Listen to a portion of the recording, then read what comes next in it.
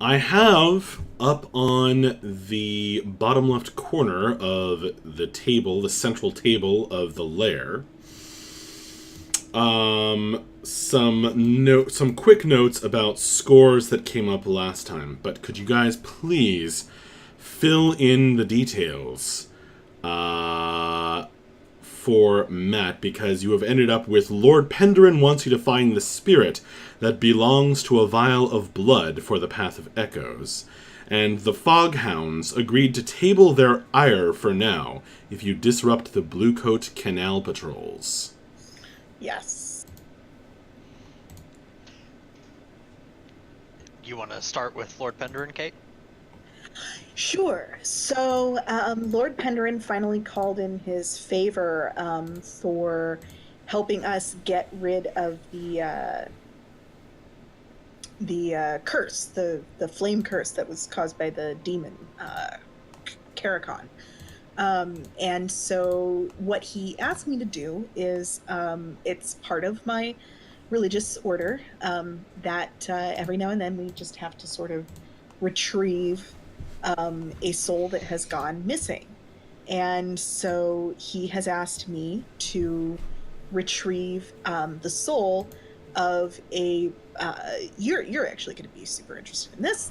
It's a ghost who seems to have been some kind of amazing engineer, who may have been an advisor to the Immortal Emperor himself. I'm still pulling up my notes on it because I'm trying to pull up my. I just got my laptop booted up, but one way or another, there's this. It's the spirit of this famous engineer who had his hand in some very well known inventions and landmarks, including, I believe, the lightning wall that protects us from the Deathlands. And so his spirit has gone missing, and I have been given a vial of his blood to help track him down. Yeah. So that's my current mission, and I would love to turn that into a score.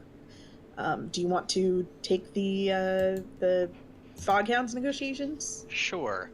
Yeah, so after Kate had her encounter with, or after Suri had her encounter with Lord Penderin, we got word that the Foghounds were really gearing up towards trying to mess with us. And, they've finally gotten around to dealing with us after we stole some of their turf. And so Suri decided that, Suri and Ogre together decided that we should try to basically hit them first and cripple their ability to deal with or to attack us. And we went to her contact, Bazo Baj, the leader of the Lampblacks, in order to try to get some information about the Foghounds and try to take them out. Unfortunately, Bajo Baz and the Lampblacks are a fairly strong ally of the Foghounds. So when we tried to push him for some information about them, he basically said instead that he would set up a meeting between us so that we could try to resolve our differences. And that almost went sideways. There may have been some shouting. Ogre may have said something about them getting their panties in a bunch over a lost hole. But ultimately, and the stuff we took from there didn't work out so well for us anyway, right? No, it didn't. We did point that out to them, but they didn't really seem inclined to count that in our. Yeah, we managed to get a discount on what we owed them. And so, essentially, we paid them 2 coin for the lost supplies, and we agreed to do a score of messing with the Bluecoats canal patrols. And if we can disrupt their patrols for a little while, then that'll give them something to take advantage of, and they'll basically consider us even at that point. Got it. Yeah. And so we agreed to do that because, I mean, we just got done dealing with the Spirit Wardens, so what's dealing with the Blue Coats after that?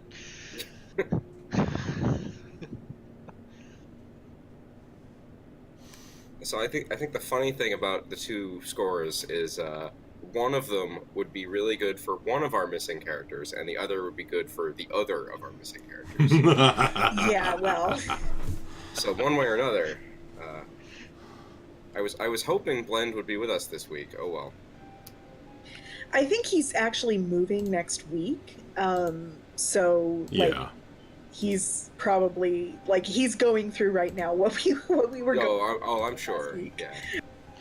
Yeah, I think he said that we shouldn't really expect him to be back until June. Yeah. It would have been nice for the disrupting of Blue Yeah. Coats. I hope Yeah. I hope he's packing. Let me put it that way. Well, I mean, the first one is more interesting to Dredge, but I'll do either of them. I don't have a strong opinion.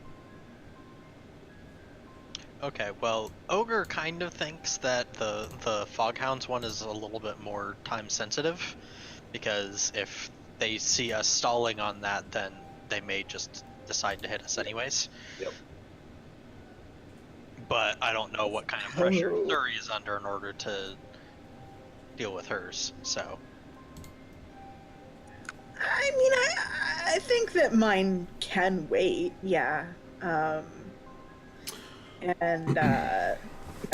it's not something I want to put off for too long.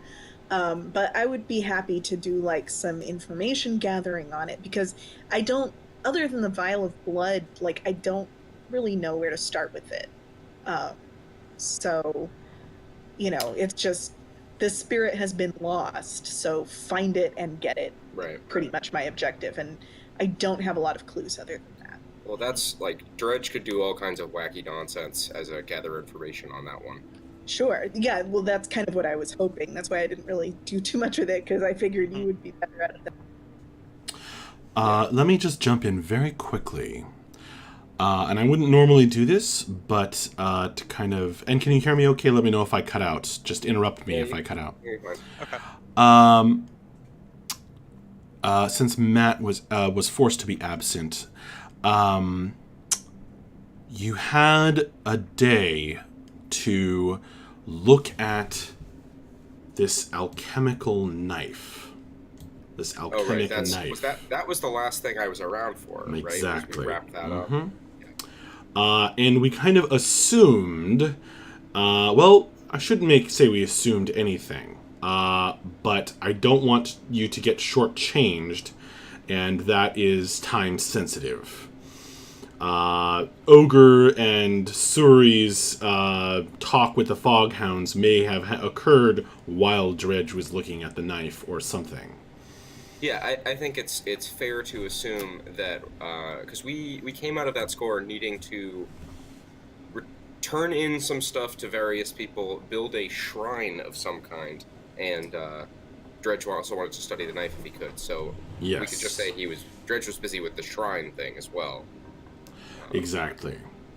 So yeah, I'm fine with that. I just wanted to... Now, normally studying something like this to figure out what's going on with it would be a long-term project. Sure, but we didn't really have time. I'm picturing it would be very in character to say something like Dredge got distracted. If he didn't have time to really learn anything from it, I don't think that's the end of the world. I was just going to give you the opportunity to do something within that single day. But if you're saying, yeah, I don't think so, and I don't want to screw anything up, it seems too risky, that's fine. Yeah, and I also don't want to, divert, to things that Dredge did in the interim. Okay. We can always flash back to it or something if it becomes interesting for the story. Well, there was a Karakon Returns, right. Devil's Bargain again. So we definitely had to make that shrine, and actually Dredge was not feeling so great about having to make a shrine for what he perceives as a rival demon to his close friend. So, and the fact that we've got a job for Lord Penderin also plays back into that as well. Because I believe Lord Penderin actually got mentioned to Dredge in when we were at war with the Spirit Wardens, as like something was being inconvenienced, as I recall. Mm-hmm. That's right. So all of those things together, I think, would mean that, you know, Dredge would be fairly distracted from actually studying the knife.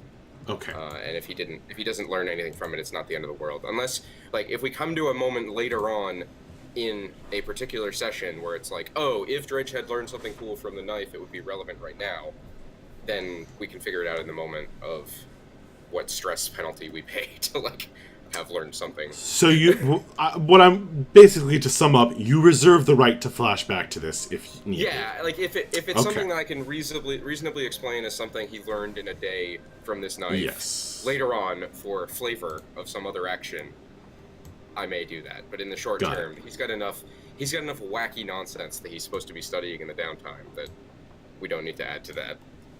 Excellent.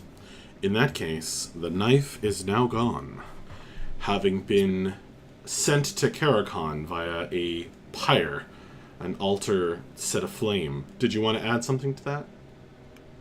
I think Dredge would have, while they were out especially, constructed as best he could a second altar to his close friend. Interesting. To try to, in his mind, balance the equation, so to speak. Oh boy.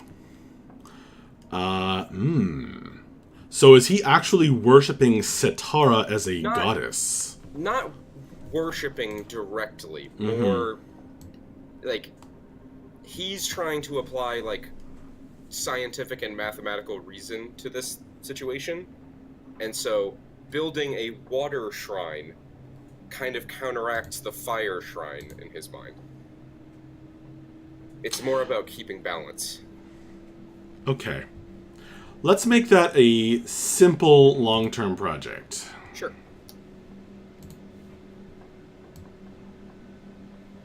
Yeah, I don't know how represent it mechanically however you want. I just think that's something that's on his mind.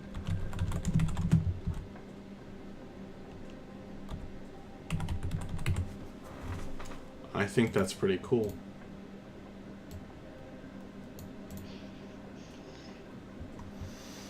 Give me an attune roll real quick. That's going to happen as a result of having 2 demonic shrines in our hideout. Well, the one to Karakon was meant to just send that one thing, unless you're keeping it around. Oh, I thought we had to keep it around. I thought that was part of the deal. Well, maybe it will. If you do, that could certainly affect your future relationship with it. Could you give me an attune roll real quick? Just for a fortune roll. So attune number of dice, but as a fortune roll? Correct.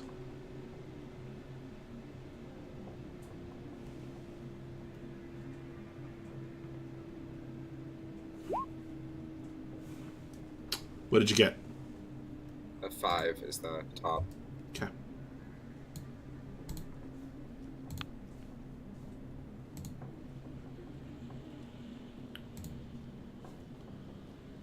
Alright. I've just added that to the long-term projects. Yep, I see it. Makes sense. I mean, Dredge was originally more interested in the demonic stuff than the ghost stuff, and it just hasn't been presenting itself as much. Well, you missed a couple of sessions where... But it certainly... He was off doing his own thing. He probably went back to the library and had there was probably a whole scene there. Right. Okay. So, bringing us back to the present time. You guys have caught Dredge up to speed and are discussing what to do next. Where did we leave off? Did we leave off... Let's see. I see a consort roll. We did not do a entanglement roll. We did not No. do entanglements, no. All right. Always the perfect way to kick off any session. Who wants to do it? Matt, would you like to do the honors? Oh, wait, you weren't even involved. You can't take the blame for this. I feel like I should... Yeah, you definitely ruined this for us.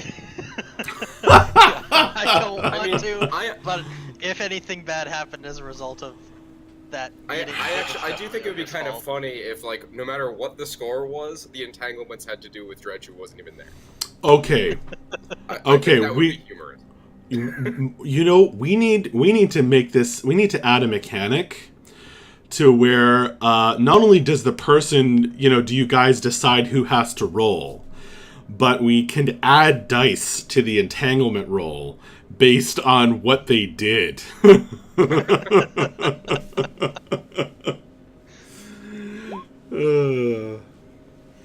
Oh, good. Right. That's a 3. Okay, and your current heat is 2. 2. Excellent. That is nice and low heat, but you are, of course, wanted. Okay.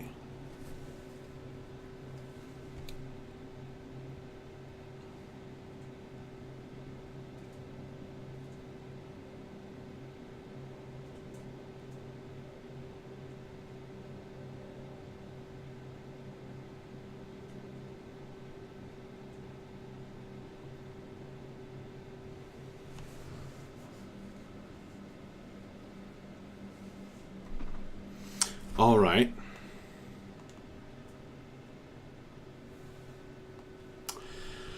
So,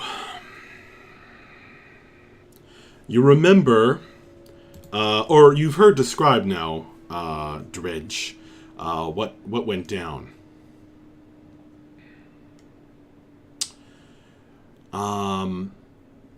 You remember how, at a certain point, to stop hostilities, Ogre commanded everyone, shouting across the refinery, his voice rising even above the roar of the incinerator, to get control of the situation and calm everyone down so that you could negotiate this deal.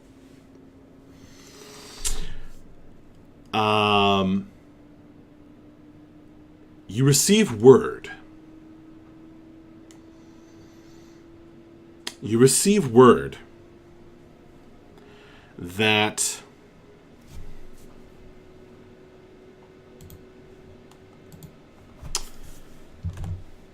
Bajo Baz's right-hand man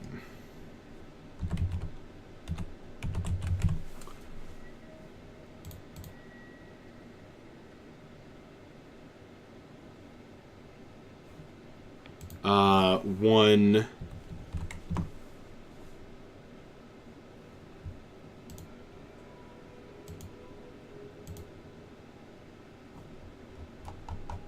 just a second, I'm getting his name. Well, his right-hand man is picked up by the Bluecoats for questioning, quote unquote. Apparently, they somehow picked up on the fact that a criminal meetup was set up in this refinery by this guy. And Bajo lets you know that he is not happy, especially when Pickett, who is the second, comes back. Somebody roll, Ogre, roll a d6.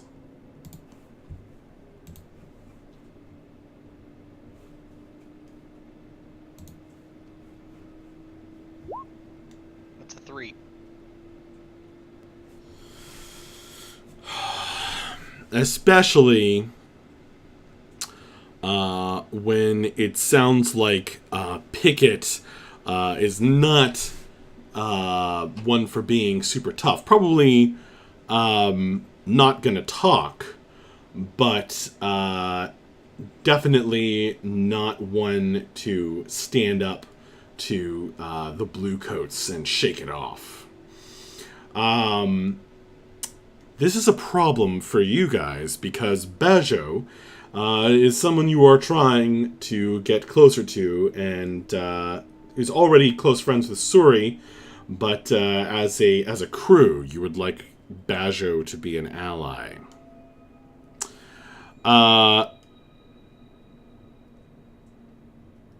So, would you like to pay off the Bluecoats to release Pickett before it's too late? To release Pickett early, which will cost you 1 coin.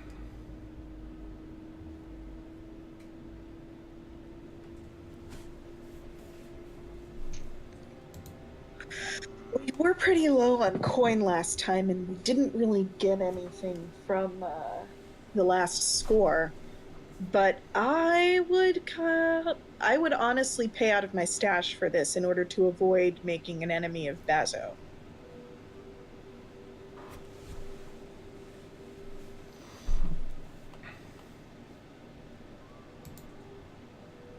Yeah, unfortunately, there is no coin in the vaults, and Ogre doesn't have any coin to offer either. Though Ogre is not interested in going into his stash because that's what he's saving for his daughter. Yeah, no, I'll pay out of my stash for this. I feel bad about it. Digging into your savings and retirement fund. Go ahead.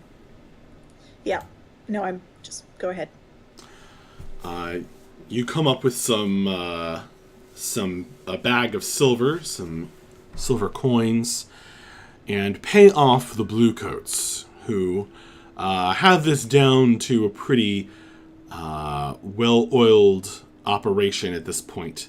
Release Pickett and with unharmed, and Bajo is only too happy to have his second escape the consequences of the meet he set up between you guys and the Foghounds. All right. This leaves you guys in the downtime period.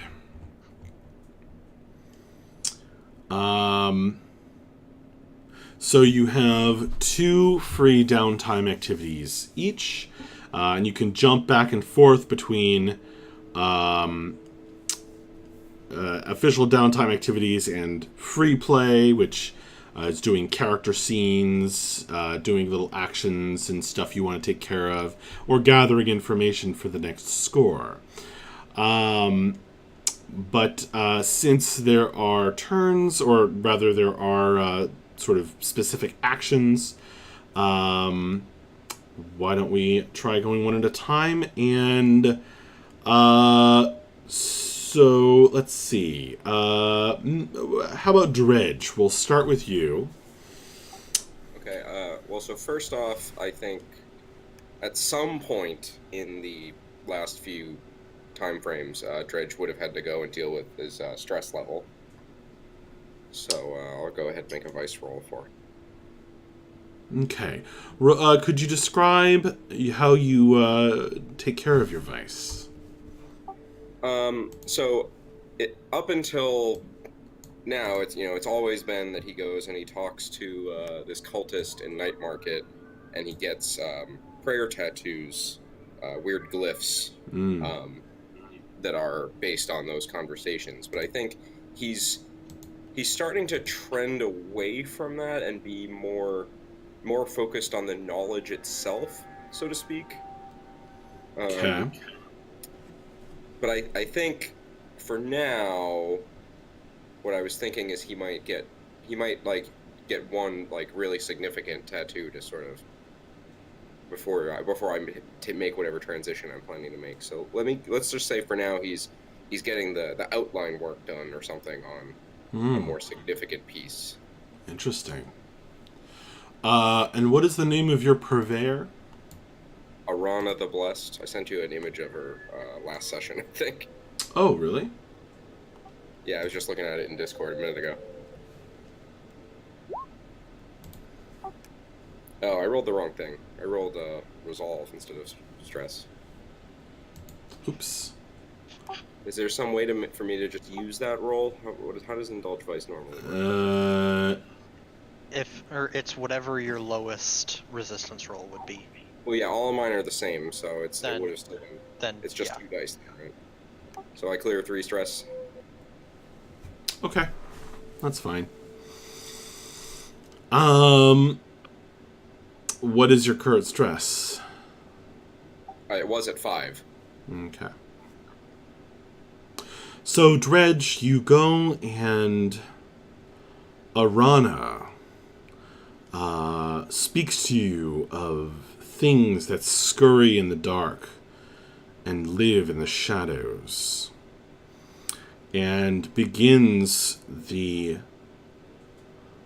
strange old art of scribing something on your skin to match these weird old tales and mantras that are known only to practitioners. She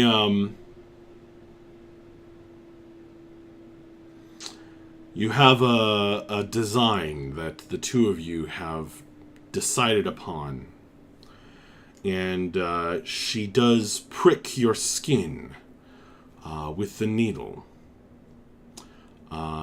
drawing the outline of this weird scrawl and beginning the process of one terrifyingly strange and meaningful glyph. As that happens, you feel some relief wash over you, knowing that you are making yourself further into something else, marking yourself with the words that have changed and brought you to a greater understanding.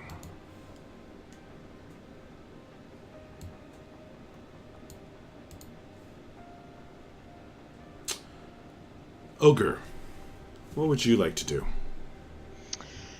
Well, Ogre is going to start by lifting some weights.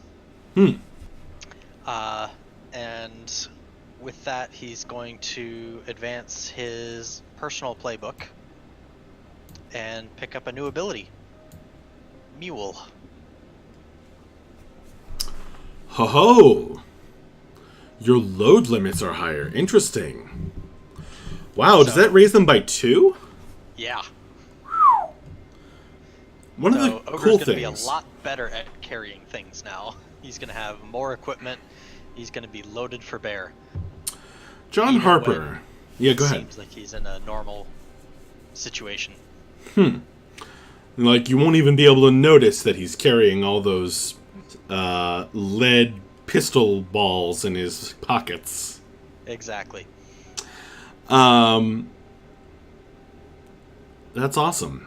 One of the cool things about this game is that the special abilities are like, they seem really powerful, and yet they don't like,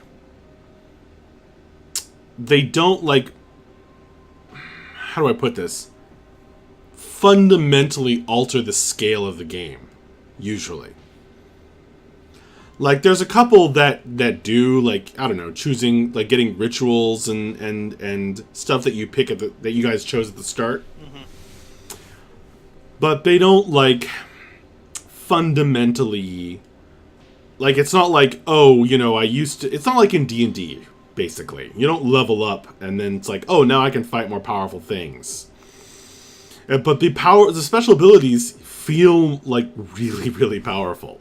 Like raising your load limit by 2 at each level is incredible. That's really cool.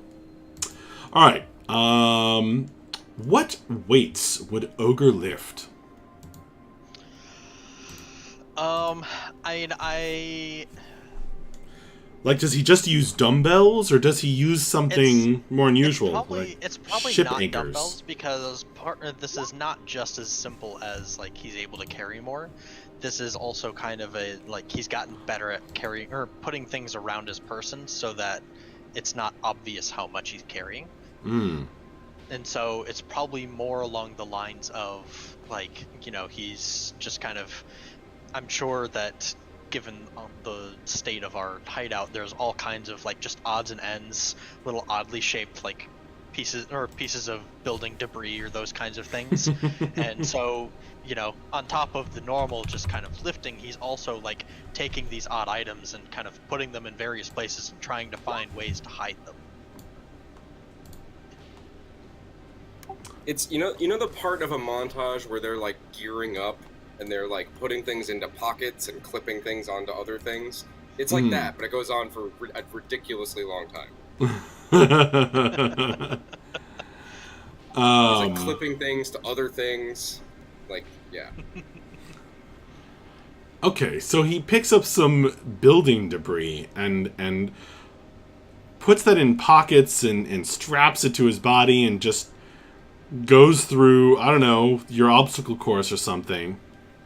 Making Straining. sure that I can still move even when I'm wearing odd things and figuring out how to better position things. It might also include Ogre actually getting some new clothes that have like better aligned pockets and stuff, like better cargo pants and that kind of thing. Better cargo pants.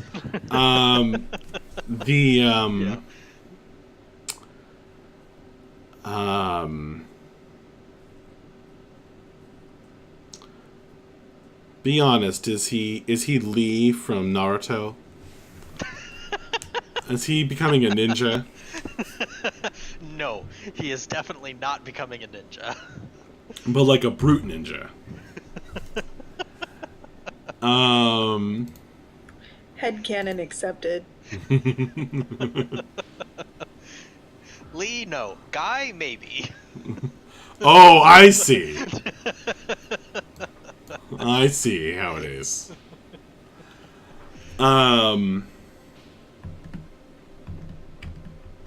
Okay. Cool.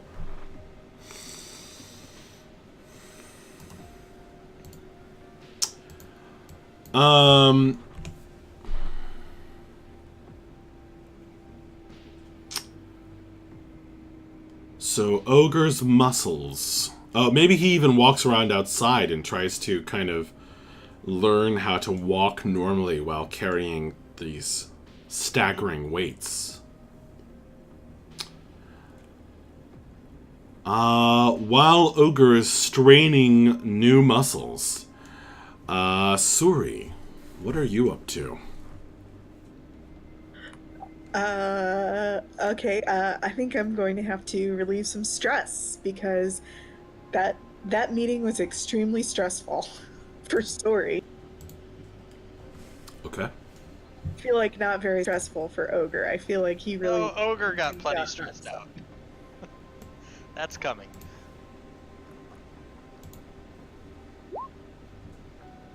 Oh, motherfucker. Oh, no. What did you get? I got a 2. Well, at least you didn't get a 6 and go over. I had 6 stress. Oh, bummer. So now I have to decide if I want to try and roll a 4 or lower. Oh, that's a hard decision. Before you decide,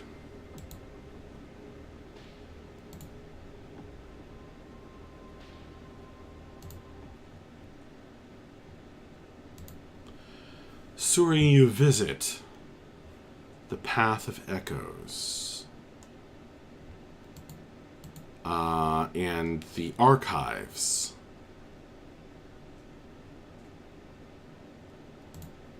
where the whispers reign. And you talk to the mad spirits from eons long past. And as you are doing so, you are very politely approached by another member of the Path. Is it Lord Penderin? It is not Lord Penderin. Oh boy. It is someone you have met before, who is also a member. Is it like a huge faux pas to talk to somebody while you're in the Path of Echoes? Not necessarily. It's just kind of sometimes hard to tell if it's, like a person or just another ghost. I believe his name was Abdullah. Yes, I remember.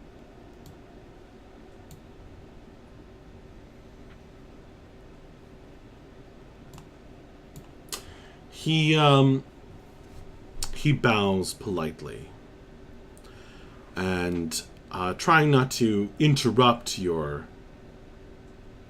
conversation, your communion with the spirits. He, speaking in a low voice, says, "The Path of Echoes awaits the happy result of your undertaking." And he raises his eyes and looks into yours.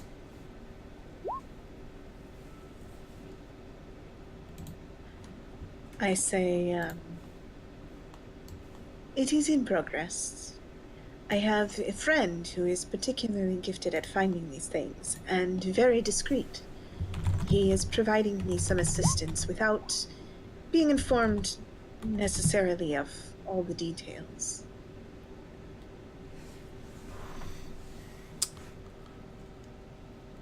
Yes.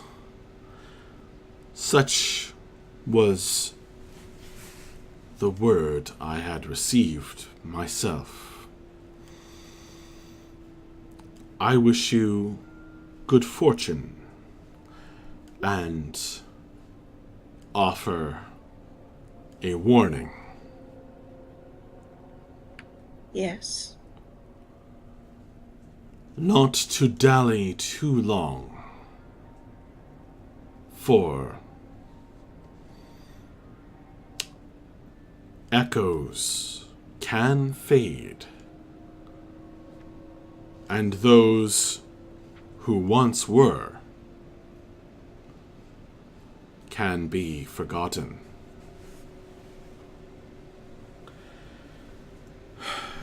He looks over at the spirit bottle that you were examining. You follow his gaze, and when you look back, he is already some ways away, turning the corner of a corridor in the archive.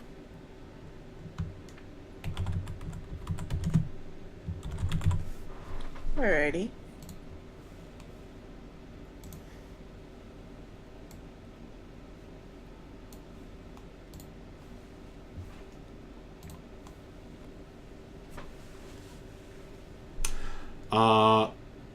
That is perhaps why you only clear 2 stress. Yeah.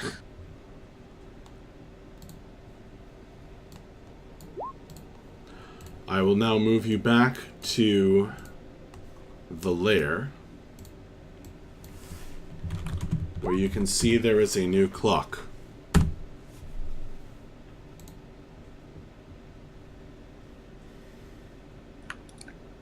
Well, that's no bueno. Oh boy.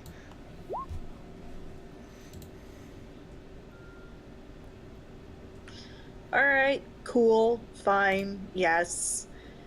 I. All right.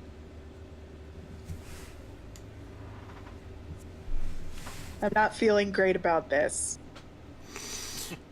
Dredge. Okay, I finally found what clock you were talking about. That took a long time. We have a A lot lot of of things changed in the last week. I don't expect you to understand. It's also it's on my laptop, so like I don't have this big a screen and all. Yeah. Actually. Oh, yes.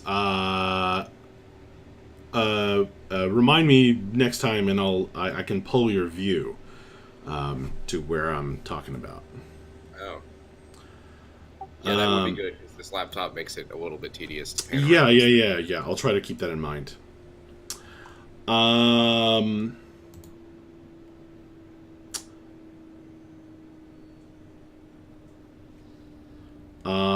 I usually try to do this while you guys still have some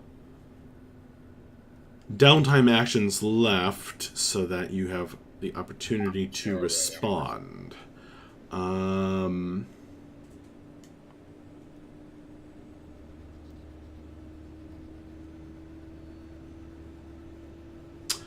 That's right. I need to roll for NPCs.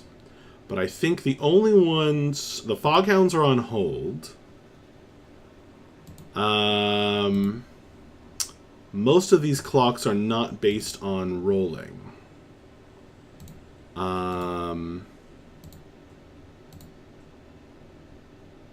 The only one that is... would be the crows. So I'm going to roll for them real quick. We clearly should have tried to pin our two enemy gang people against each other.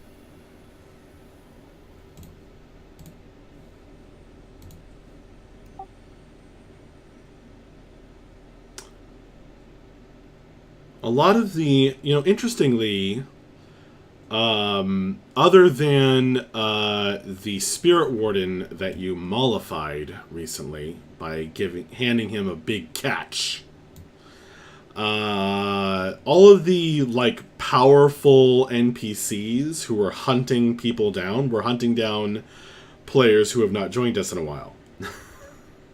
Perfect. Or what was his name? Echo. Yeah. I mean, our arcane potion use dropped drastically when Glenn went AWOL.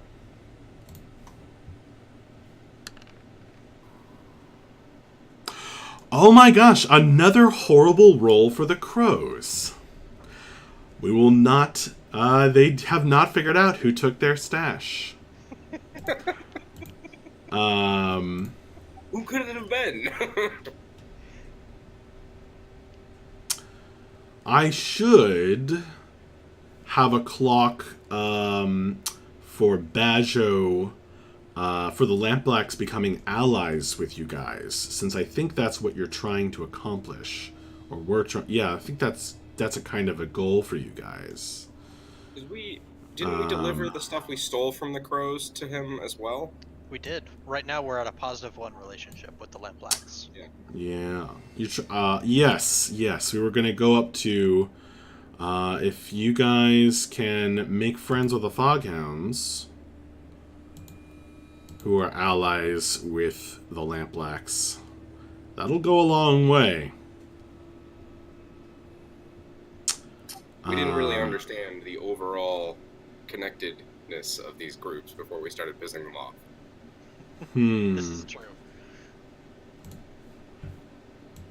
We didn't know anything about the Foghounds when we decided to piss them off. It was just like they started being unhappy with us. Yeah, that's true. We never find out anything about anybody before we piss them off. That's true. Afterward. I mean, you're not wrong. Am I correct in that making allies of the Lampblacks is a long-term project that you're working on? I think it's a good idea. I mean, they're fairly powerful. I already have an inn, and everybody else hates us. Okay. They don't seem kind of like us. Dredge is more interested in the unseen, but I'm not going to oppose this. Yes, I should put that as a long-term project as well, rather than a main concern. Come to think of it. The unseen confirm his associates means the same thing, essentially.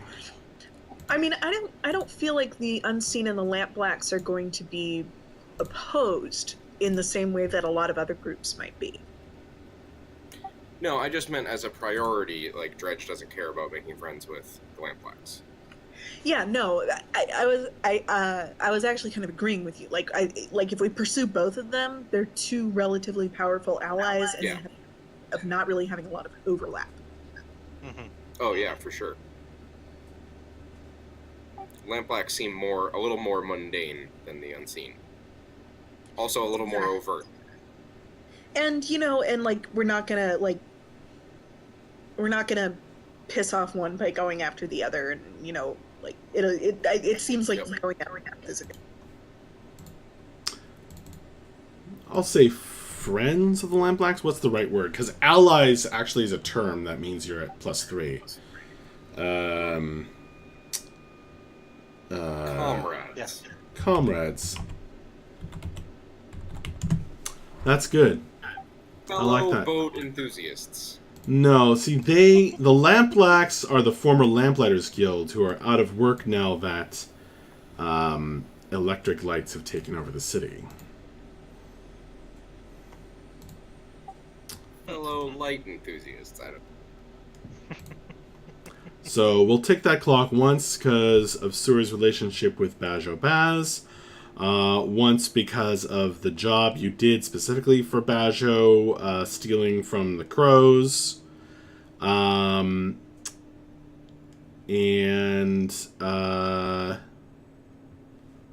there another one? I don't think yet. I think the next one is going to be us making peace with the Foghounds. So, you are, basically 2 scores away from another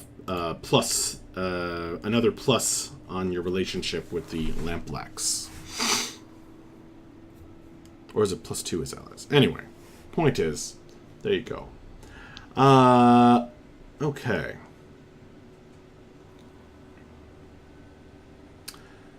Where were we? You were doing the clocks. Yes. I rolled for the crows, and that's it. So, they rolled really badly and have not figured it out yet, although they're really close. I choose to believe that the brains of that organization are actually the crows. Like, the people, they're just there. They're, like, not the gang. The gang is the crows. Oh, I see. Okay. Dredge. Your second downtime action, or something else. So, the, gather information is not... Is that still a downtime action, or is that, like, a free downtime action? How does that one work? What? Oh, the healing thing? No, gathering information. Gather information. Oh, so gather information is actually like a free play thing. That is that's not going to cost you an action unless. Right. That's why I wanted to make sure I didn't waste this one when I needed it for that. So Dredge is going to keep working on the shrine that he started. Mm-hmm. I think the way he's approaching this is very ad hoc feel of the thing. So like I think it's more attuned than it would be anything else. Like he's like trying different arrangements of objects and different. He's got some shells and some other sort of like water affinity things that he's trying to like arrange in a way that he thinks would be pleasing for her. And he's just kind of doing it by feel more than by reason. Interesting.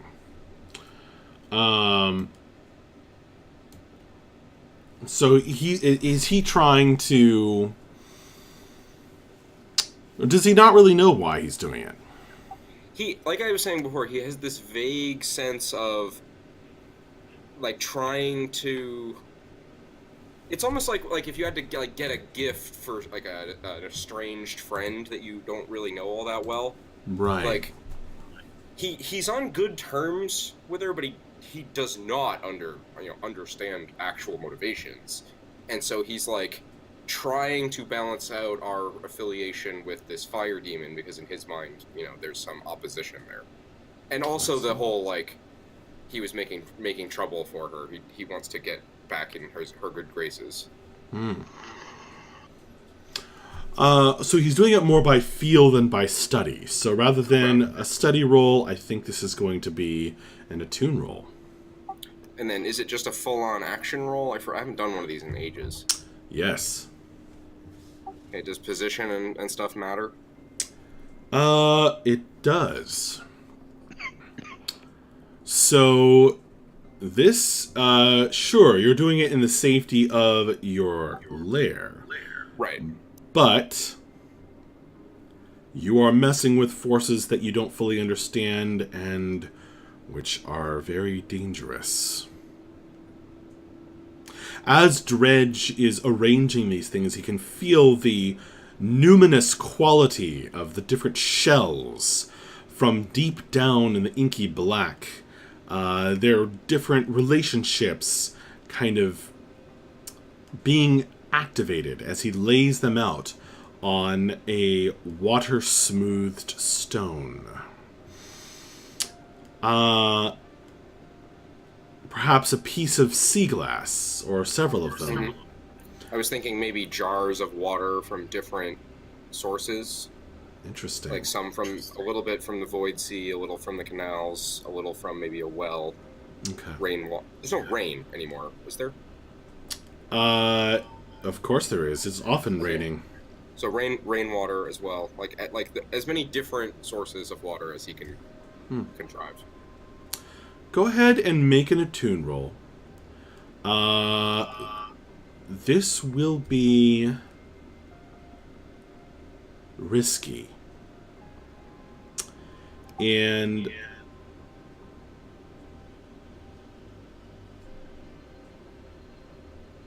the effect will be standard. I got a 6. They're just all about that shrine building. Nice. Oh yeah, that was the other thing is I think they rolled.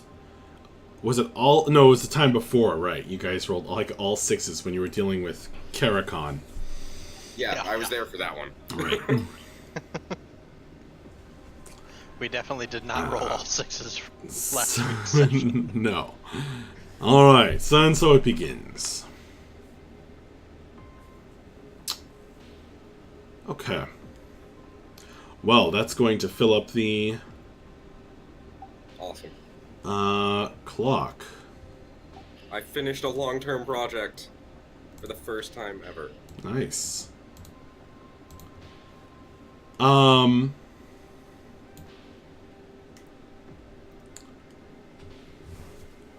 You are, of course, attempting this at midnight.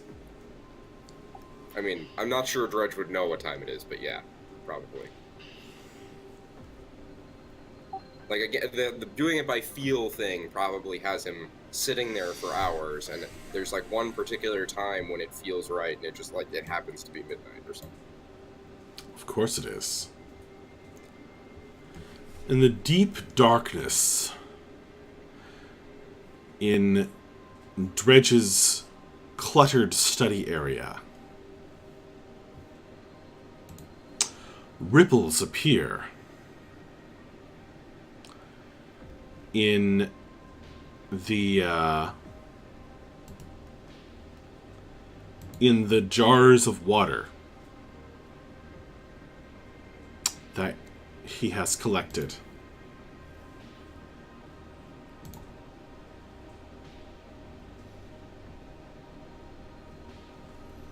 And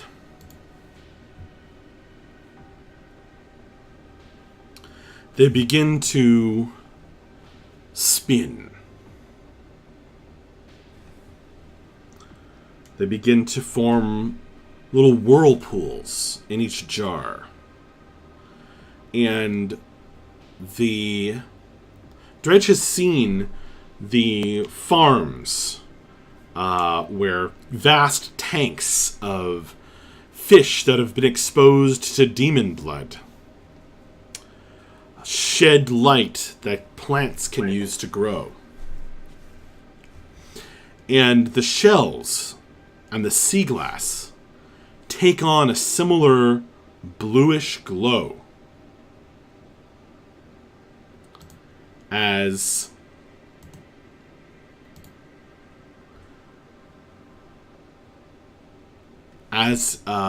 he performs this weird ritual.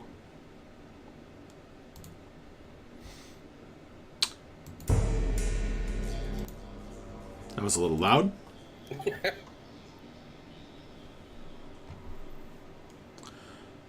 Does Dredge do anything as the hairs rise along his arms and the back of his neck? I think he kind of settles back and assumes that means it's working.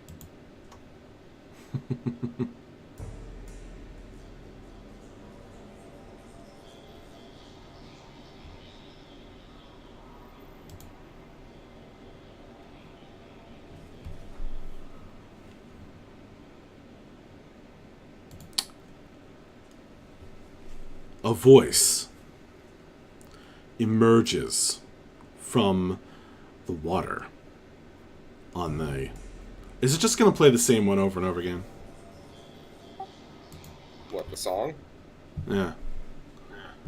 I can't even hear it anymore. It got really quiet.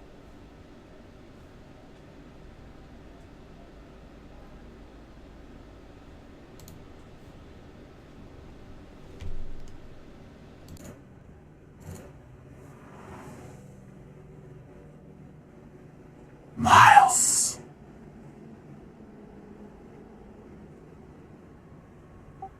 Yes. From anyone else, I would think this was rude.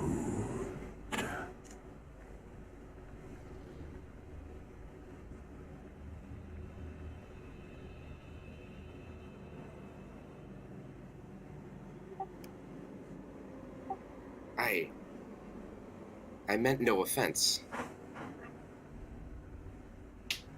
I worried our other entanglement would be offensive and sought appeasement. Your other entanglement?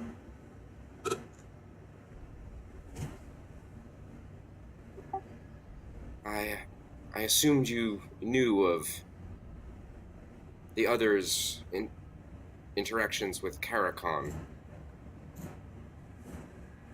Oh? Karakon, that's... We had to make a deal with him. Oh, I see.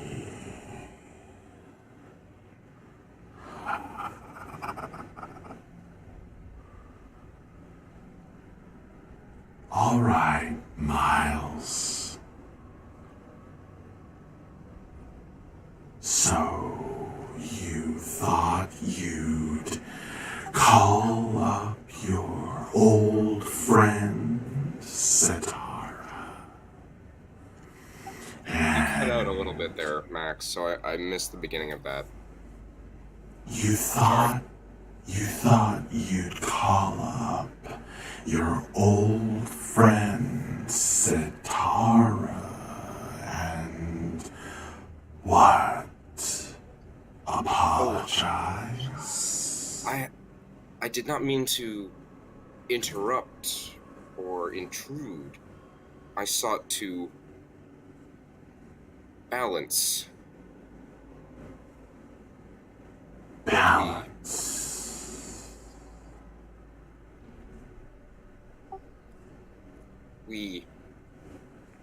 I built a similar offering for him, and I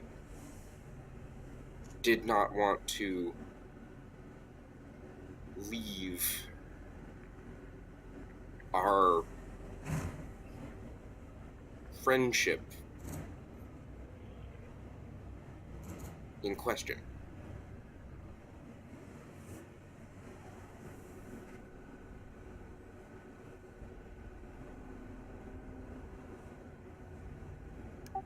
I did not know it would have such a strong effect,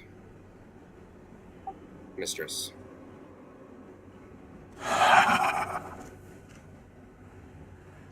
You're lucky. You're so lucky for a mortal. Interesting. You know, it didn't have to be your old friend Sitara that answered your call.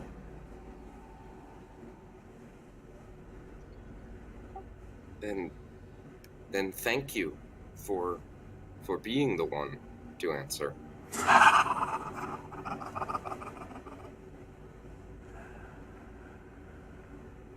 Well, you're welcome.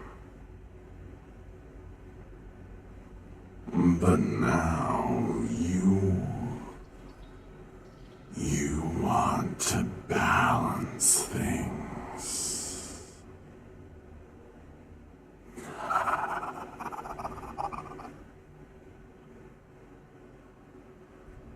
I suppose that means you have to give me something of equal value to what you gave your fire demon friend. Right?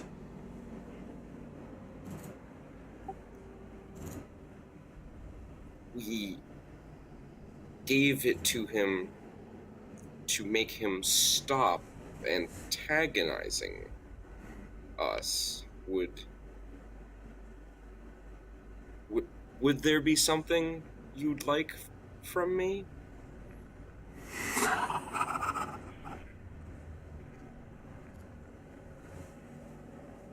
Yes.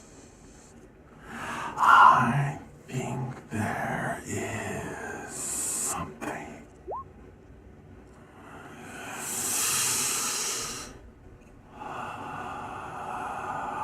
My lover, Lord Skurlock,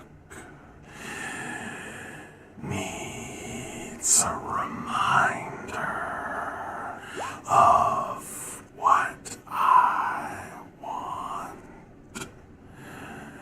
deep below the inky void sea. In a dark prison there lie several of my friends, and I want them dredged up, dredge. I see. I will do what I can. Good.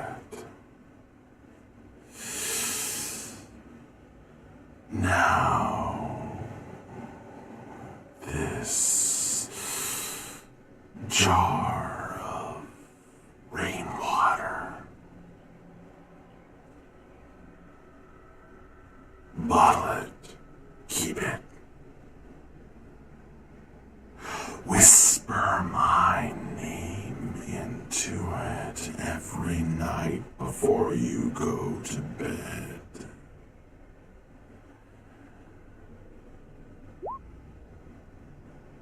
Tell the jar your secrets, one for every drop of rainwater in your jar.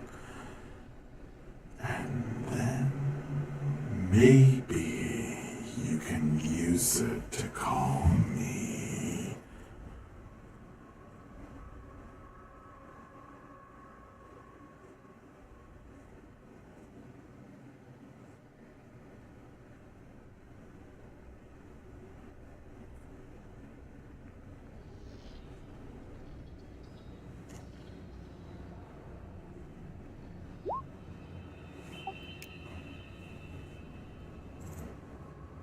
I mean, I, the player, don't know how to respond any further beyond that. So, good scene. Dredge will cautiously do as she's asked. Bye-bye, Miles.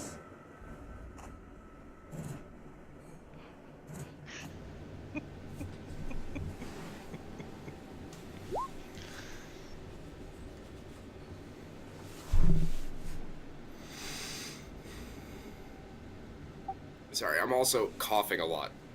Gotcha. That's okay, man. Did you get what I said, or what she said? Hang on, let me look at my notes. Okay. Lord Skurlock needs a reminder of what she wants, and something about friends locked in a deep prison. I just mean, because you were coughing. Like, were you able to hear me? Yeah, no, I was. It's Okay. more I wasn't able to speak very easily. Okay. All right.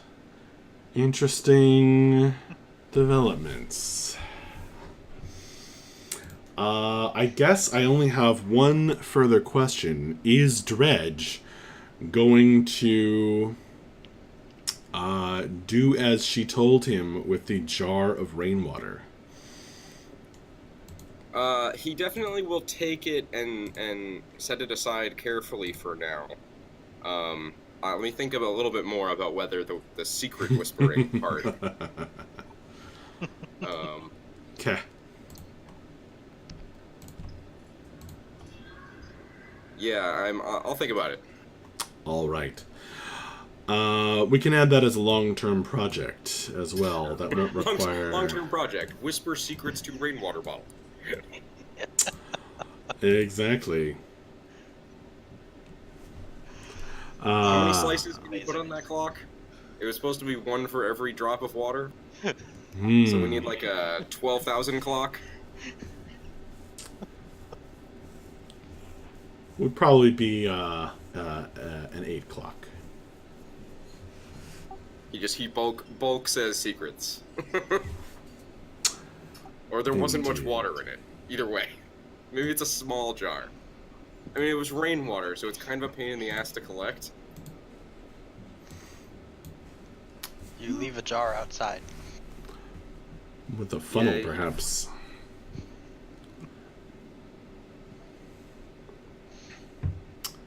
All right. I also just remembered that I had Lord Penderin and Lord Skurlock mixed up. Hmm. So what I was trying to say before about her having said something to me about that whole deal, I had them as Penderin as the one that she was associated with, not Skurlock. So Dredge is a little less interested in that job now, but still.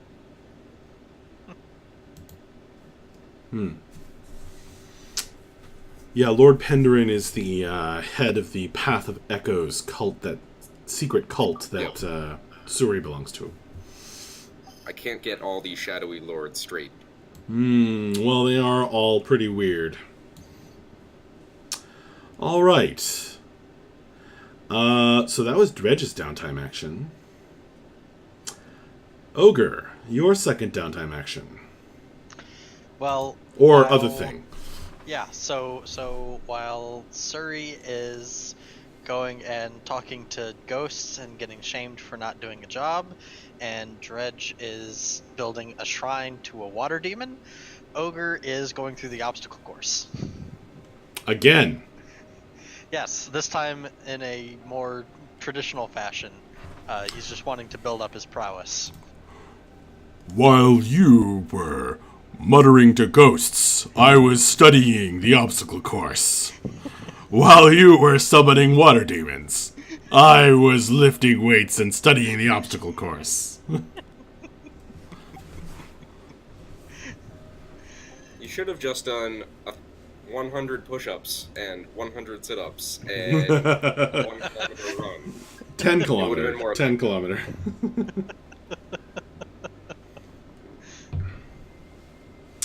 Okay, more training for Ogre. He is building himself up physically to be a titan of a man. And now he has a second point in wreck. Wow. Because I have a feeling that might come in handy. You had a lot of things on the verge I of was- leveling yes. up. Yes, I was very close, so that's why it seemed appropriate. Nice. Okay. Suri, what about you? I think I'm gonna risk it and try to relieve stress again, because I am really stressed out. Alrighty. Godspeed.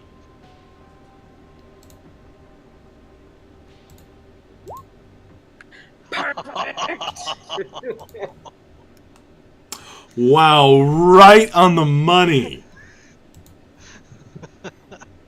I am so calm. That's amazing. That is fantastic. I just enter my zen happy place. Okay. The Path of Echoes, we will put another tick mark on that clock of forgetting as you visit a second time. Her going there makes them forget her more? That's backwards. Weird, isn't it?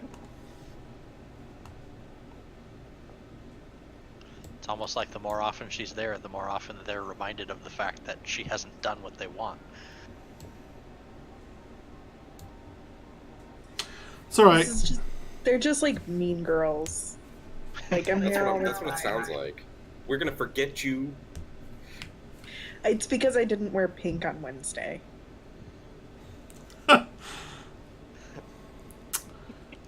Alright.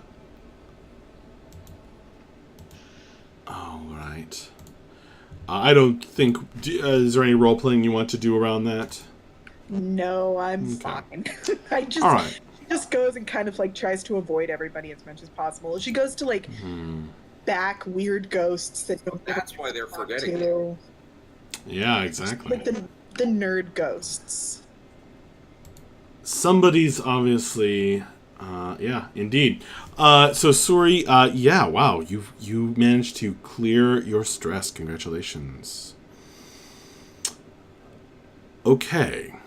Everybody has used up their free downtime actions. You can purchase more using rep or coin. Or you can, and you can also do free play actions. At some point, you're going to want to do gather information and prepare for the next score, which, by the way, doesn't cost downtime actions because that's like your criminal job. Is preparing for the score. I finally figured that out the other day. Well, I mean, that's more than Dredge has figured out about what his job is. Isn't that true of all of us? All right. Well, So go Ogre ahead. Does have one downtime or one more downtime action that he wants to do. All right. Is it running an obstacle course? It is not running an obstacle. Oh, okay. It's running the obstacle course of life. Yes. He is going to go visit his daughter. The greatest obstacle course there is. Hmm.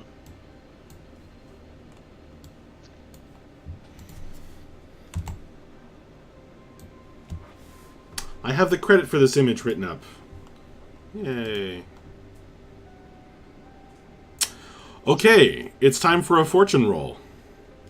Roll one die. All right. This hasn't been going well for me so far. And my luck continues to fail me.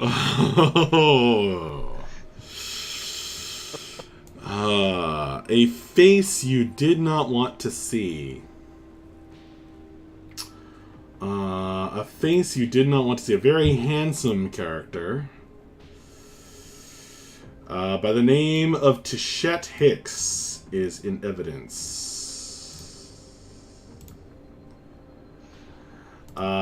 He is there when you come by.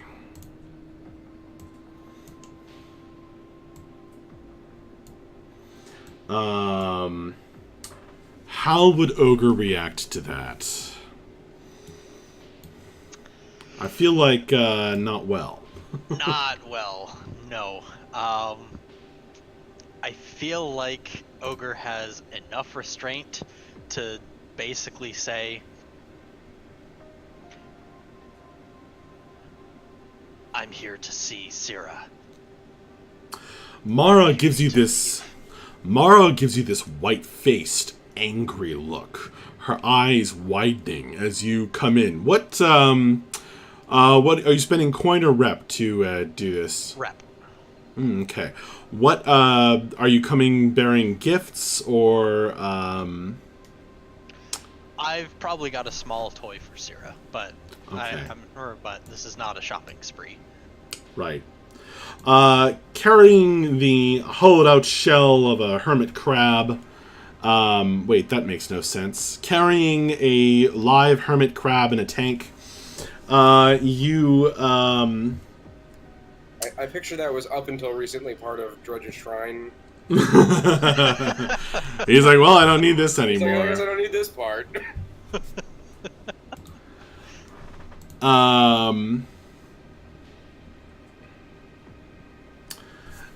You find yourself confronted by the tiny figure of your ex-wife, Mara. She stares up at you and she shakes her finger right in your face, and says, "You don't give commands around here anymore. If you can't be civil, then you can turn right around and head somewhere else. Tichette's got every right to be here because I'd like him to be here. And that's how it's going to be."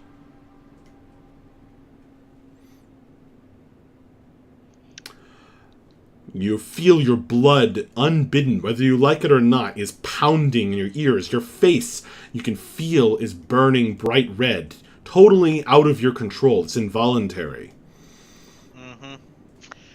Tichette is looking at you, and you're not sure if he's smug or not.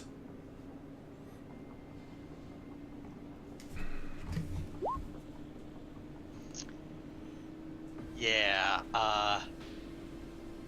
Ogre is going to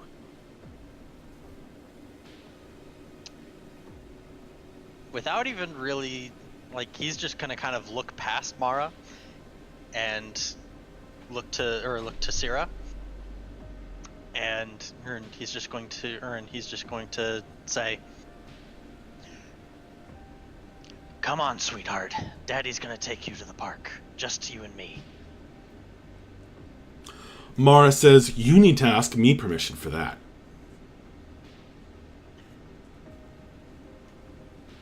Syrah is looking from one to the other of you, and there are tears in her eyes. You see some toys in her hands that you didn't give her. And you see some, it looks like a spinning top.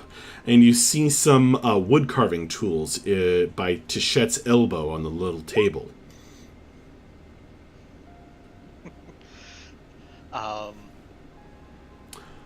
The spinning toys are carven from live crab. No, I'm just kidding.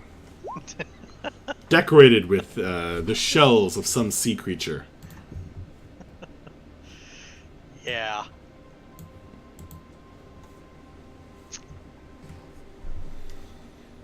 I'm just going to look to Mara and say, "I have a right to see her, and he does not need to be here for that."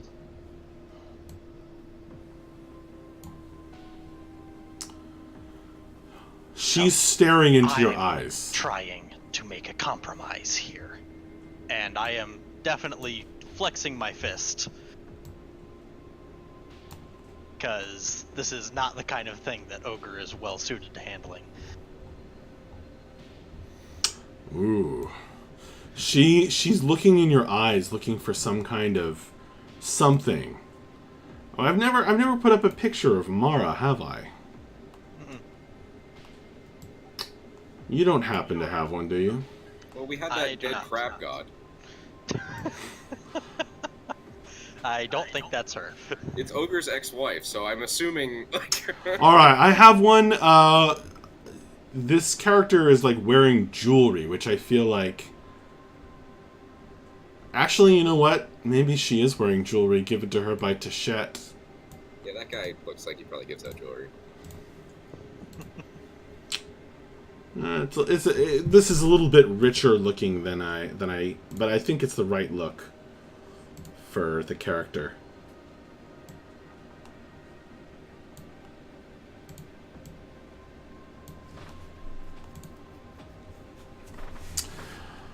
Mara's staring into your face. I think of Skovlanders as kind of black Irish. So you get a whole wide range of skin tone. Okay.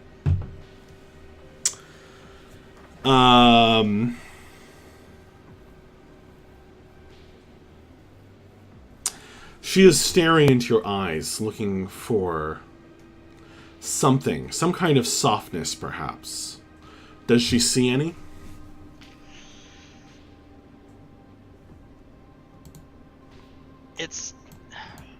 It's not a softness or like towards her. It's more like a please don't make me do this in front of Syrah kind of thing. She says, "You gave up your rights a while ago."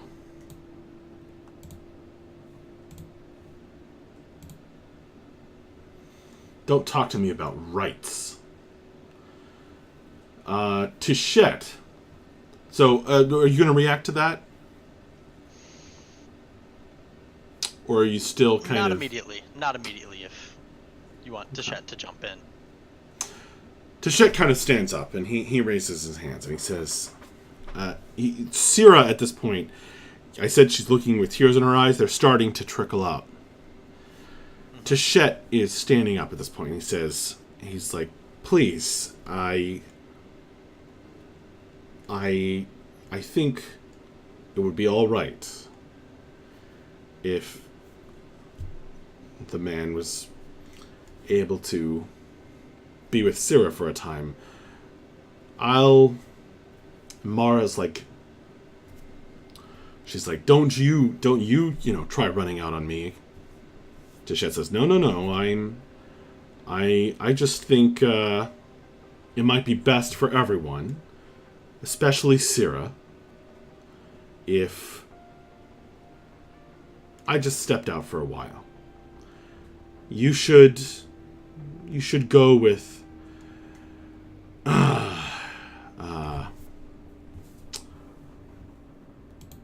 he pauses as if like trying to remember your name. Timoth. Mr. Welker.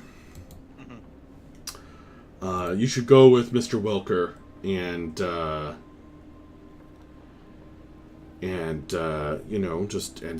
Syrah, and we'll resume when I'm off work again.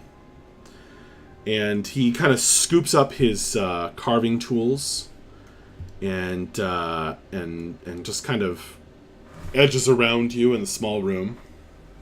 So he has to get quite close to you to leave, because you're right in the doorway and you're huge. Yeah, I'm not gonna stop him. Okay. But I will also, like, once he's out of line of sight, like once the door closes, Ogre will visibly relax. Probably Ogre himself probably doesn't realize how tense he was in that moment with him being there. You look down and you see your fingernails have drawn blood from the palms of your hands. That's going to leave a mark. Okay. Mara says, fine, we'll go. Ciro runs to Mara and clings to her as she packs up a few things, and you guys head to what passes for a local park in Char Hollow. Really, it's more of an empty lot that's been converted. Mm-hmm. This is getting complicated. But you are able to be with your daughter. So roll for stress relief. Hey, I got 5. Nice. 7 stress. You needed that. Yes. Very much. Let's see.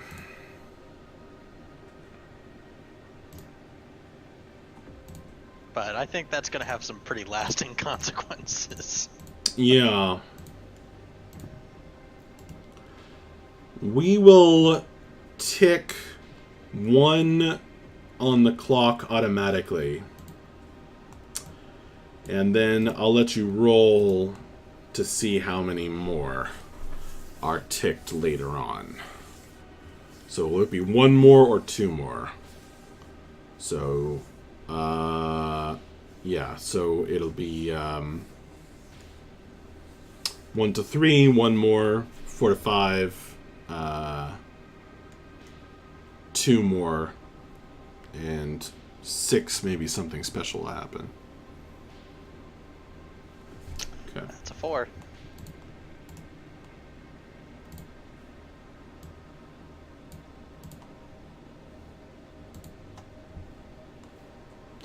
Alright, so this clock over here is almost full.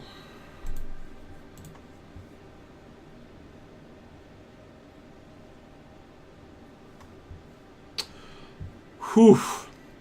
That rage trauma. Heavy. Yeah. Heavy.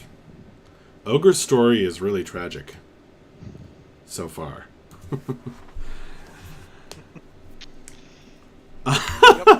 Dredge in the chat. That's funny. And yet, okay.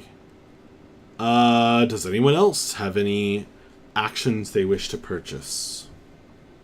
Oh, and I guess you give the pet to Yes. Ciro. The pet, the snack, whatever it was. Mara probably thinks it's a snack.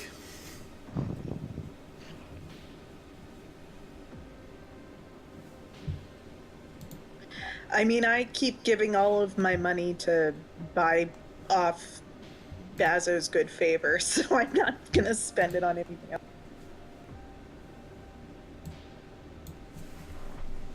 Okay.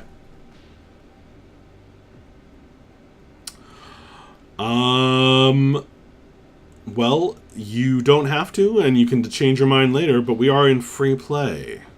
So, are you guys going to be pursuing some gathering of information and preparing for the next score? Maybe to earn some coin?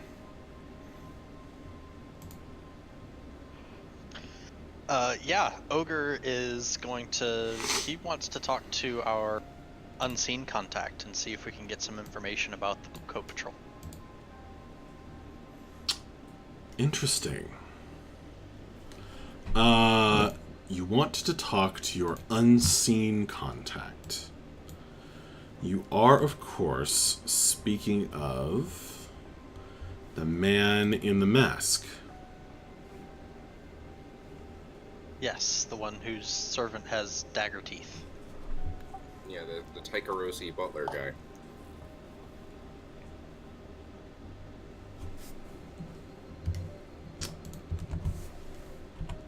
Okay.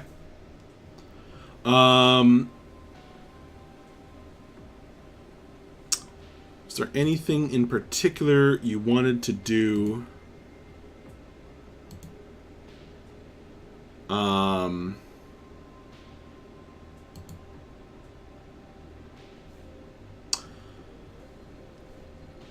to talk to Mr. Raven. If I'm not mistaken, the last time we spoke with him, we set up the meeting through that butler, the Tigerosi. That's right.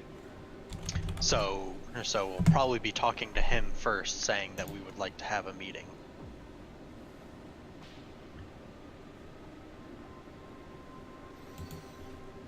Okay.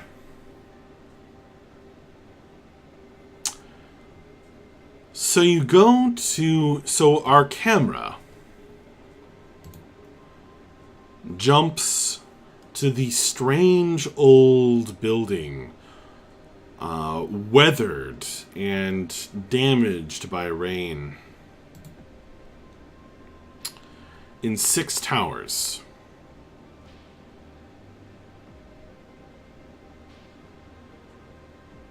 And the shark teeth of the butler grinning in the distant streetlight.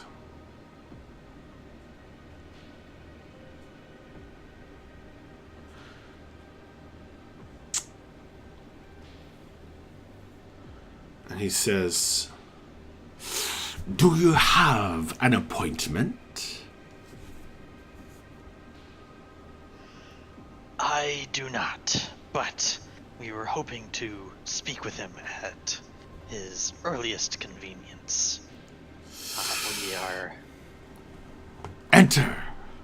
Enter. Thank you. He leads you to a kind of a waiting room, and you're sort of aware,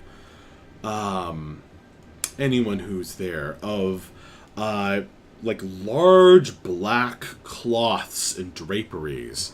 It's almost like blotting out the distant streetlight outside, or any random passerby looking through the windows is of paramount importance. But it's very dark in here.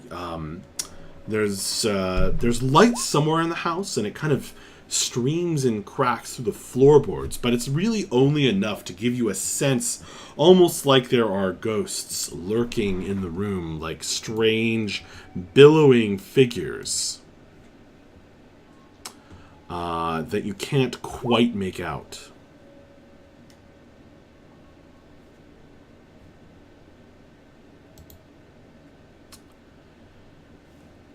And, of course,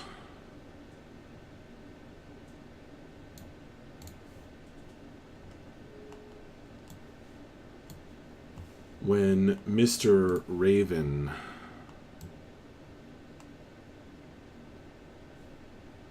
appears, he is, as always, very well dressed. When the door opens,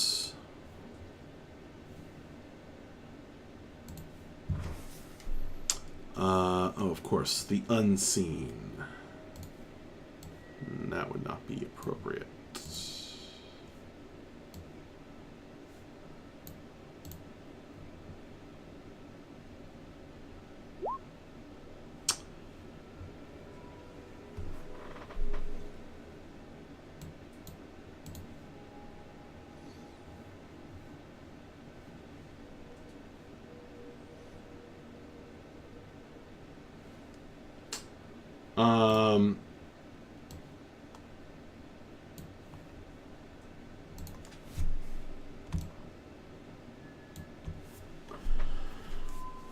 You see the urn in the next room. Just catch a glimpse of it. Your eyes kind of slide off it. It's painful to look at even now. There's something sticking out of it, but slowly sinking into the ash that you somehow know lies within.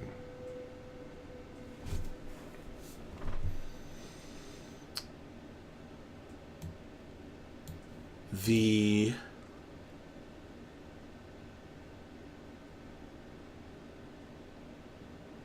object looks like a foot.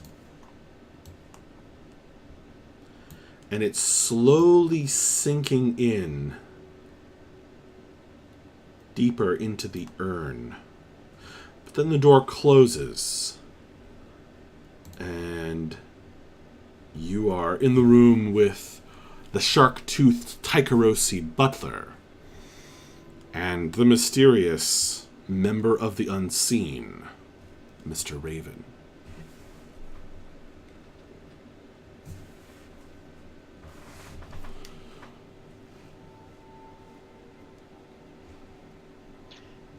I'll give Mr. Raven a nod and just say, "Thank you for seeing us on such short notice." It would behoove me to greet you when I would like to become better friends. I hope you are comfortable. Would you like some refreshment? He gestures, and the butler rushes forward, smiling. An array of something on the tray. Looks like kipper. Or some kind of small pickled fishes on a tray. Live crabs? Not live crabs. But How cool would that be if it was just a tray of live crabs? but the fish are slowly moving as if swimming, and there's a glow to them as well. And he offers it to whoever of you wants to be there. I mean, Dredge very recently ate from a bowl of butterflies, so this is pretty normal. Well, it wasn't all that recent. I mean, I That's- would that's probably the last thing insist on anyone coming offered along. him. What, Suri doesn't trust me on a diplomatic mission? Do I need to answer that? Guessing we're all there then. Mr. Raven. She's not necessarily participating. She's just standing in the sidelines with a horse tranquilizer. Meanwhile, Dredge is like going to town on some weird fish. They are weird. They seem to swim slowly down your gullet. And they give you a slightly uncomfortable, yet somehow invigorating wriggly feeling. It's hard to sit still as Mr. Raven takes a seat elegantly on a possibly regal, hard to tell in the dark, armchair across the table from you. His one gloved hand is playing with a deck of cards, just kind of one-handed shuffling it, and then kind of folding and cutting the deck one-handed with his glove. And he says, It is only right that friends consult with one another from time to time.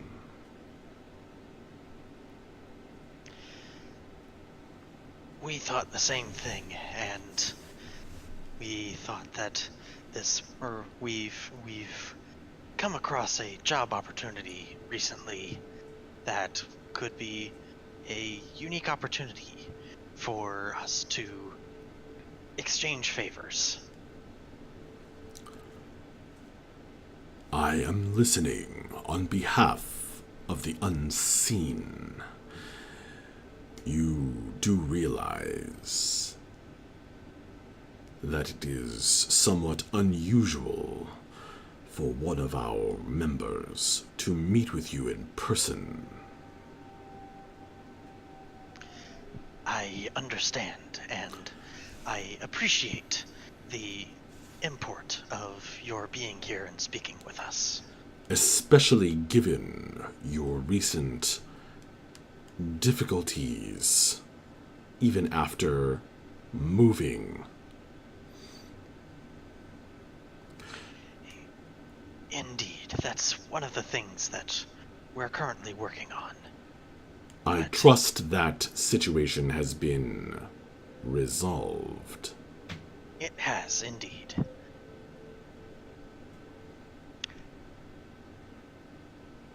But, regarding more current events, we've found ourselves in a position where it would be advantageous to disrupt some of the Bluecoats' canal patrols. Ah, Bluecoats. He taps his extravagant hat with the hand that's not holding the deck of cards and says, "My lady, I do believe you have a previous relationship with several among those whose coats are blue." It is hardly in the spirit of a meeting between friends to throw my previous relationships in my face, sir. I meant no insult, I assure you. Only that your friend here, Ogre, already has a resource by which to speak with Bluecoats. So, what do you need from your friend, Mr. Raven? I'm not certain that speaking is exactly what my friend Ogre has in mind. It rarely is. When it comes to the Bluecoats, no. But the reason that I came to you is that obviously when these patrols meet with their unfortunate incidents, it wouldn't do for the name of Rare Imports to be on their minds. And so we were wondering if there were any enemies of yours that might be useful patsies in this situation. Interesting.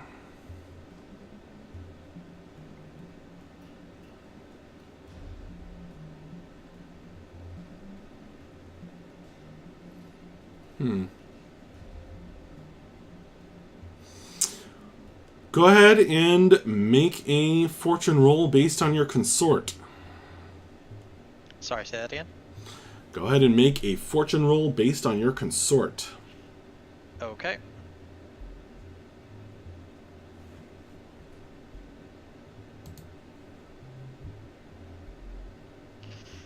Nope.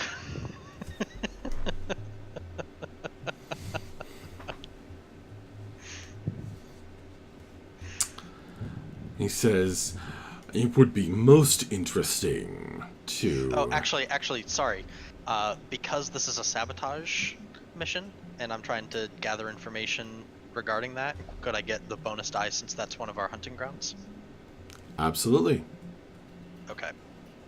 Sorry, I didn't think about that. Yeah, that's a good thing to bring up. So, one more die. Hey! Hooray for specialties. I was really expecting another 2. I was too. Oh, That's that like changes things. the third 2 I've rolled on a fortune this session. Mr. Raven folds his black-gloved hands together in the dark. The almost complete darkness. Well, it would be most interesting if you were to be able to cause trouble for a mutual enemy of ours. Wouldn't you agree? Absolutely. Wonderful. That'll be the Spirit Wardens.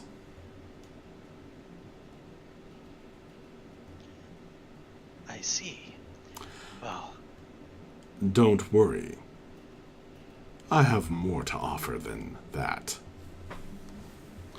He kind of leans back, crosses his elegantly booted heels, and flips the deck around in his gloved hand and shuffles it again, like all one-handed.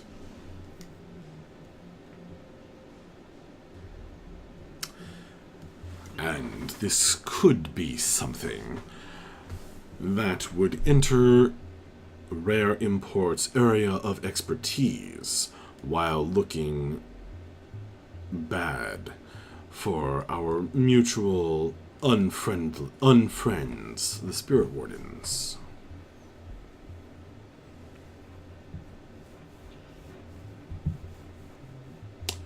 I'm certainly liking the outline. I will say that pinning this on the Spirit Wardens would be tricky, and any advice you have on that would be greatly appreciated.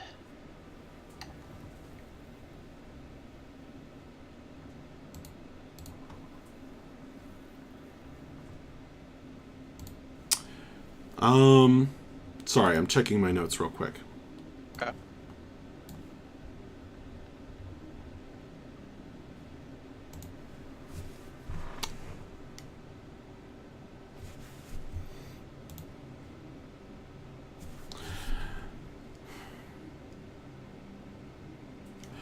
You'll want to take this down. He whips out a card from the deck. The card is kind of like a tarot card, but it has a person's name on it and kind of a drawing. Ventress Keel on the card, and he says, also known as Sparrow, is an arrogant Severosi.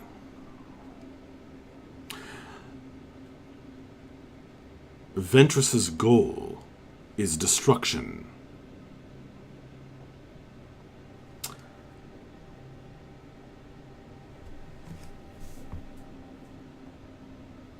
Destruction of what?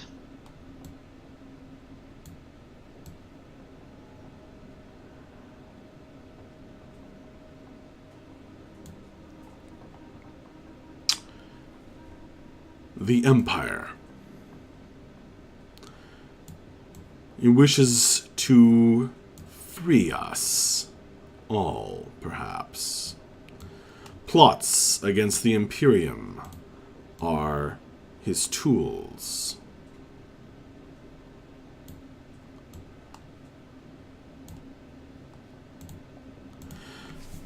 The drawing is of a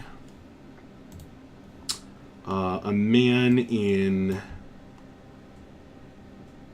a hood with an intense and angry look.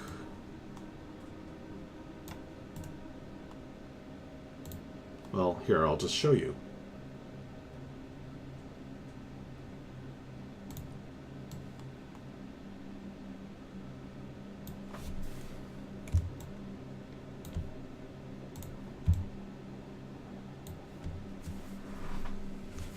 Okay.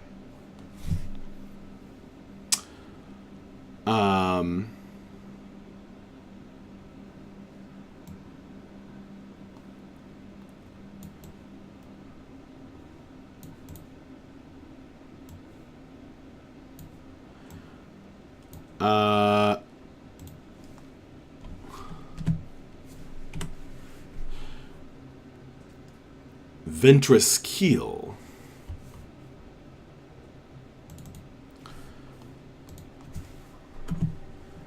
will achieve this freedom, these plots, through his association with a number of whispers and railjacks throughout the city.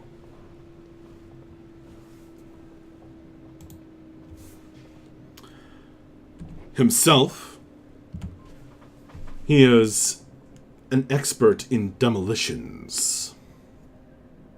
And it is for this that he has been picked up by the Bluecoats. Are you following me so far? I am.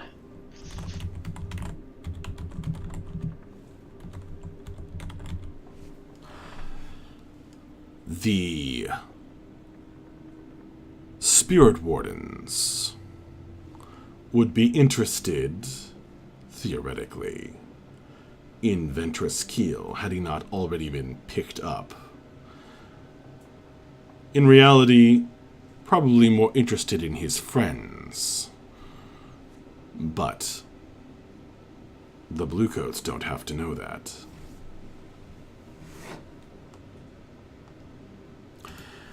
It would only be too easy to make them believe that the Spirit Wardens want to drag him off to their hideout and use him or his body for whatever dark purposes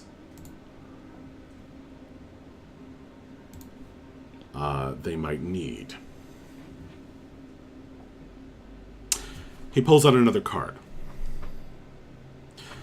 This is Port Dalmor.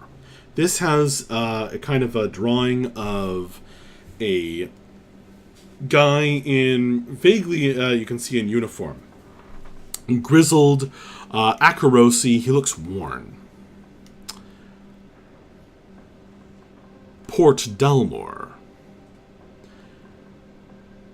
is not a fool. He will be commanding the canal boat that will be transferring Ventress Keel on a night that I will specify in the coming weeks. That should provide you ample opportunity to strike.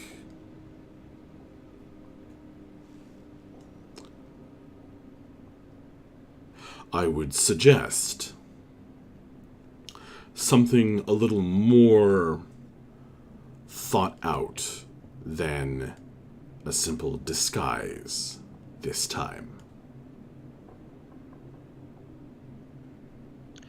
Understood.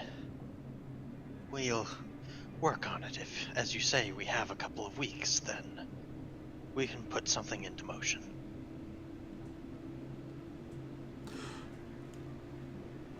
Is there any more information I can offer you? Do you have any follow-up questions?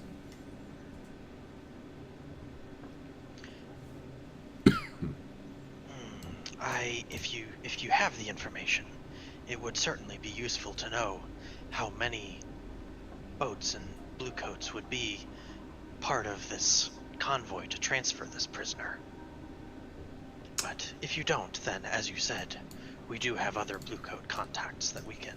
Because of Mr. Keel's occult connections, it seems likely that the Bluecoats would try not to attract too much notice and may keep it to just one boat, but have others in the area should anything go south.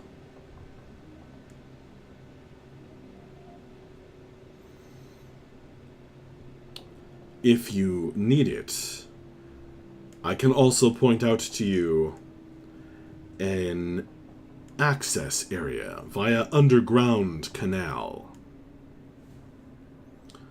that will give you easy access to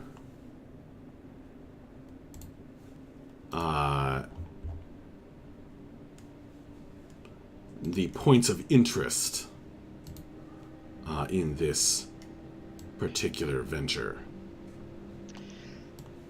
That would be useful. We've been working our way through the underground canals and areas beneath Duskfall, and we've begun to grow rather accustomed to navigating those more unusual passageways. Good. Some of them have become disused, blocked, boarded up, sealed over time. A specific knowledge of the current status is useful in that context. Ogre will smile a little bit at that and say, we have a way around those sorts of issues. Interesting.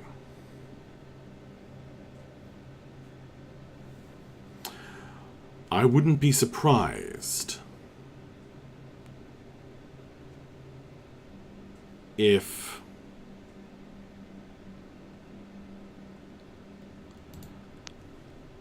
they were carrying on this boat certain items of value to the right people.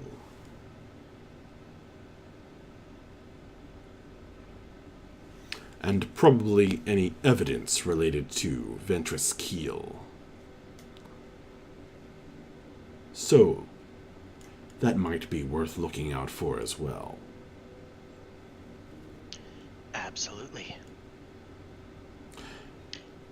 Very well then. And if there are any specific items that you're aware of or are interested in, then please let us know and we'll be sure to keep a lookout and give you the opportunity to purchase those first. I and those I represent are interested in the Spirit Wardens having problems to focus on. Understood. Good evening. I think my butler can take care of the rest. He gives a nod behind his mask, and I'll return it. rises. And he says, my lady. Always a pleasure. The feeling is mutual. He taps his hat and he again exits. When the door opens, you see just a sliver of the next room. The urn with the foot sticking out of it. Well, it's just an urn. The foot is gone. The Taikarosi butler, who's been in the room the whole time, shuffles forward, grinning, offers you more refreshments and a map. On the map is a kind of a raven sketched over a kind of a blueprint showing a certain area of the underground canals.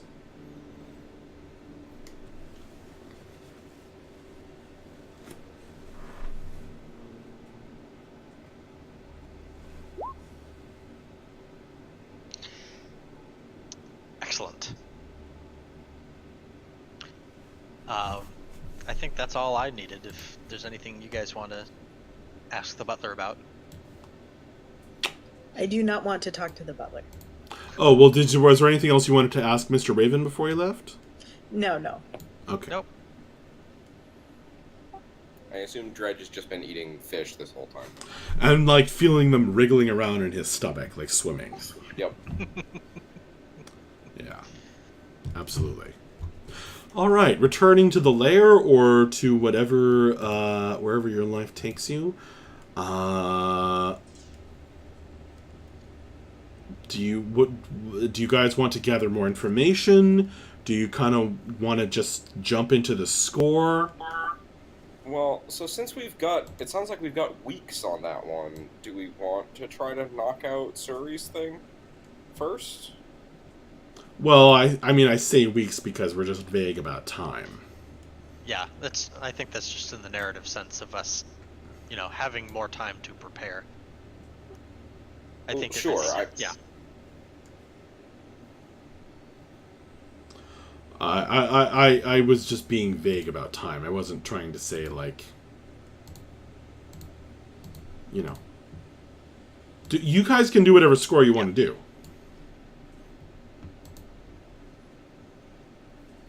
I still think we should do this one next. All right. Yeah, I'm I'll up just for have to whatever. keep my stress low because I can't possibly visit the other place twice next week. Okay, so less assistance from Suri and less pushing yourself. Yeah. Okay.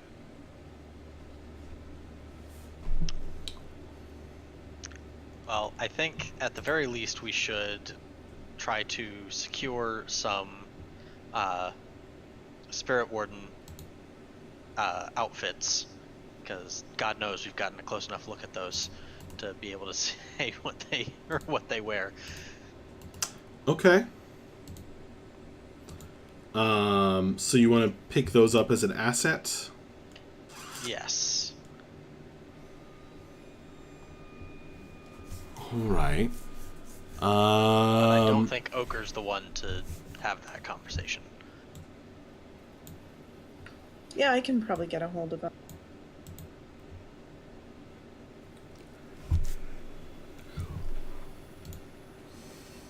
Okay. I mean, we can do that via flashback later. Oh, yeah, totally. But was there any more gathering of information you guys wanted to do?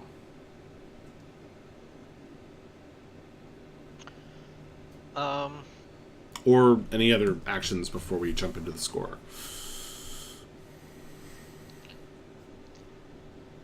I think Ogre's got all the information he's looking for. Knowing that they've only got one boat is a pretty big deal. But others in the area, he said. Right. Yeah, so we're going to need to get in and get out kind of thing. All right. Well, I'm not hearing anybody jumping in. Nope. So. Yeah, my throat's killing me. I've been coughing a bunch. Oh no, I'm sorry. Thank you for not. It's fine. This is just like the most talking I've had to do all day. Gotcha. Thank you for using push to talk. Yeah, no problem.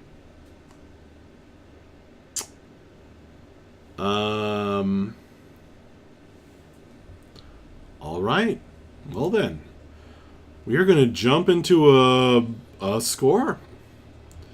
So, I need you guys to decide on your load level and pick an approach.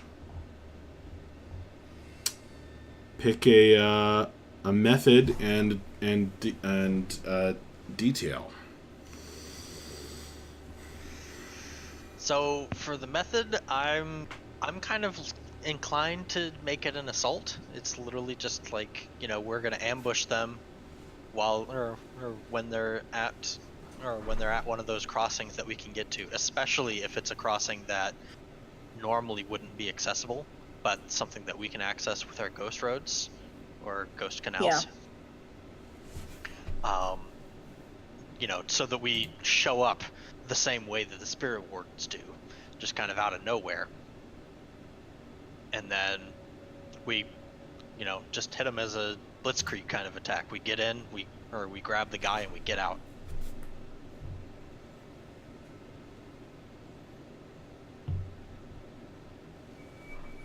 Is Blitzkrieg an approach?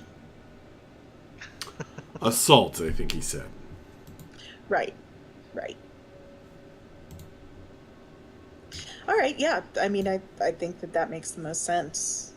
We're not really trying to finesse it, and we're actually trying to get noticed. We're just trying not to get caught. Right.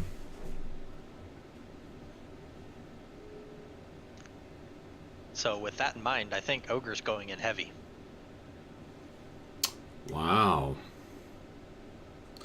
Heavy, but also disguised as a spirit warden.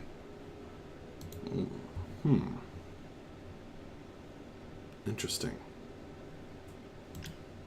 Well, I guess that's something that I should be asking you, Max. Would that, or is that something that could be plausible? Like, have we seen any spirit wardens that tend to be kind of loaded down? I mean, we've seen them actually do a raid against our hideout. Well, they didn't actually ever do the raid. They did. They Remember, were gearing up. Oh, I guess that's true. Yeah, they raided our old place. I guess that's true. Okay. So, I would be as loaded as I think it's feasible that we would have seen them when they're going in for action. I mean, generally speaking, they all have that. They all look the same. They all have that very trim, kind of armored look with like a bunch of hidden weapons, and then this bronze mask. Okay. But when they did the raid, there were some that seemed to carry special equipment, and were more heavily loaded down. Okay.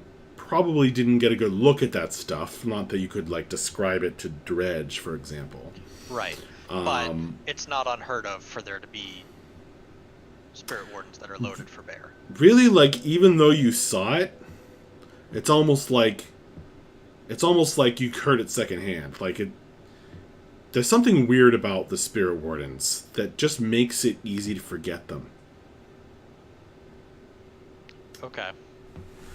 I would say it's not totally outside the realm of possibility. Right. But you definitely only saw it in like a large group. Okay, then Ogre will just stick with a normal load rather than me.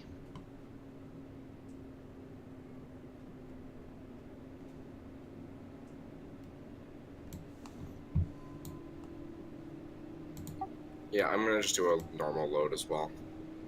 Yep. Okay. Assault. Have you guys ever tried an assault mission before? We have not. Wow. I mean, I feel like this is going to be Ogre's mission. In a lot of.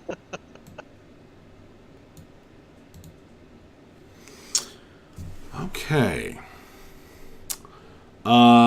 So you are doing assault. So tell me again the point of attack. So the point of attack, we're going to basically ambush the boat when it's passing by one of the we're passing by a route we can get to through an underwater canal that has been closed off. We want to access it through one of our coast echoes. Okay. Do you guys want to access... do you want to kind of drop onto the canal from, like, a bridge above? Do you want to drop onto the patrol boat from, like, a bridge above? Or do you... or, like, come at it from the side? Or do you want to have your own boat and try to do it that way?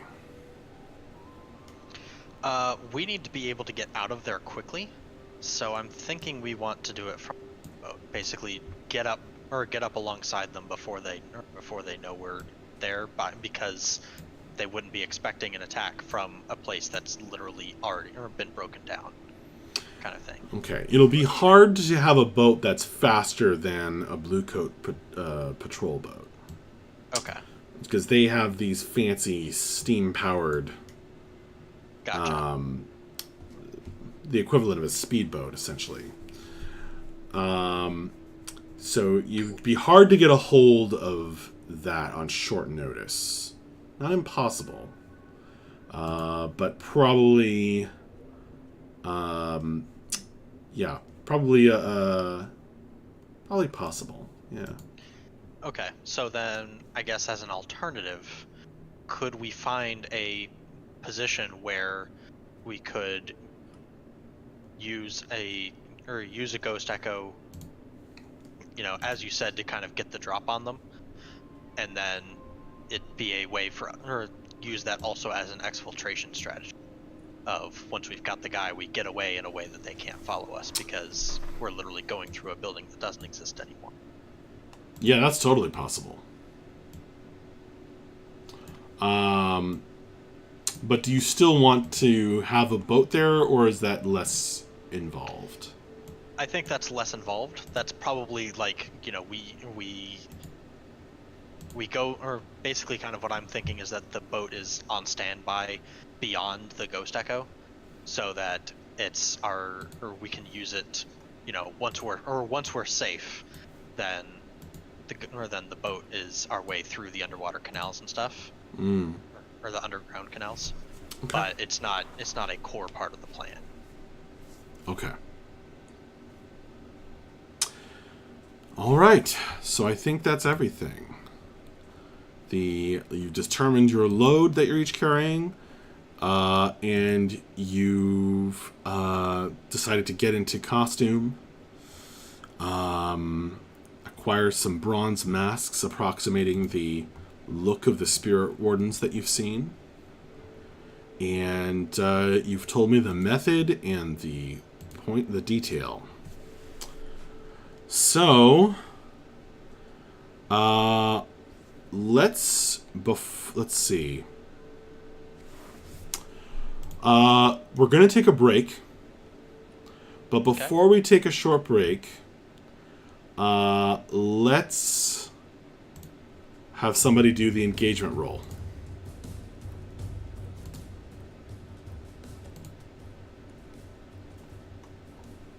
Who's gonna do it? I guess I haven't done a roll yet.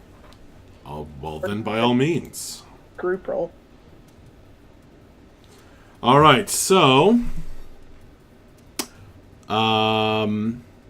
this is the canals.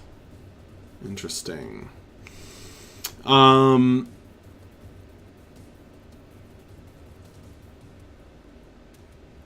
Operation is particularly bold or daring. An assault on a patrol boat. That sounds pretty bold to me. Sounds pretty bold. So you start with 1 plus 1 for that. The plan's detail exposes a vulnerability of the target. No. Friends or contacts who provided aid or insight. Yes. So plus 1 for that. The target is a lower tier. You are hitting the bluecoats. They are not a lower tier. District modifiers.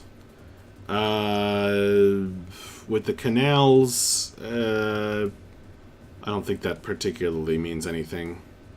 I guess I should ask, what district? Let's see what your options are. They're headed to Ironhook Prison. They're headed to Ironhook Prison from White Crown.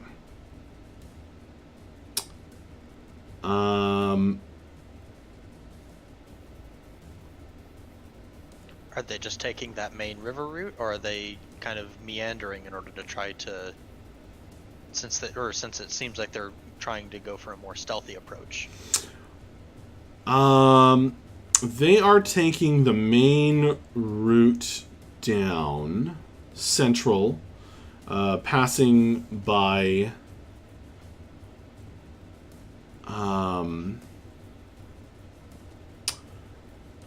you get the sense that they actually think that some of his allies may be in Silkshore. So they're actually avoiding that.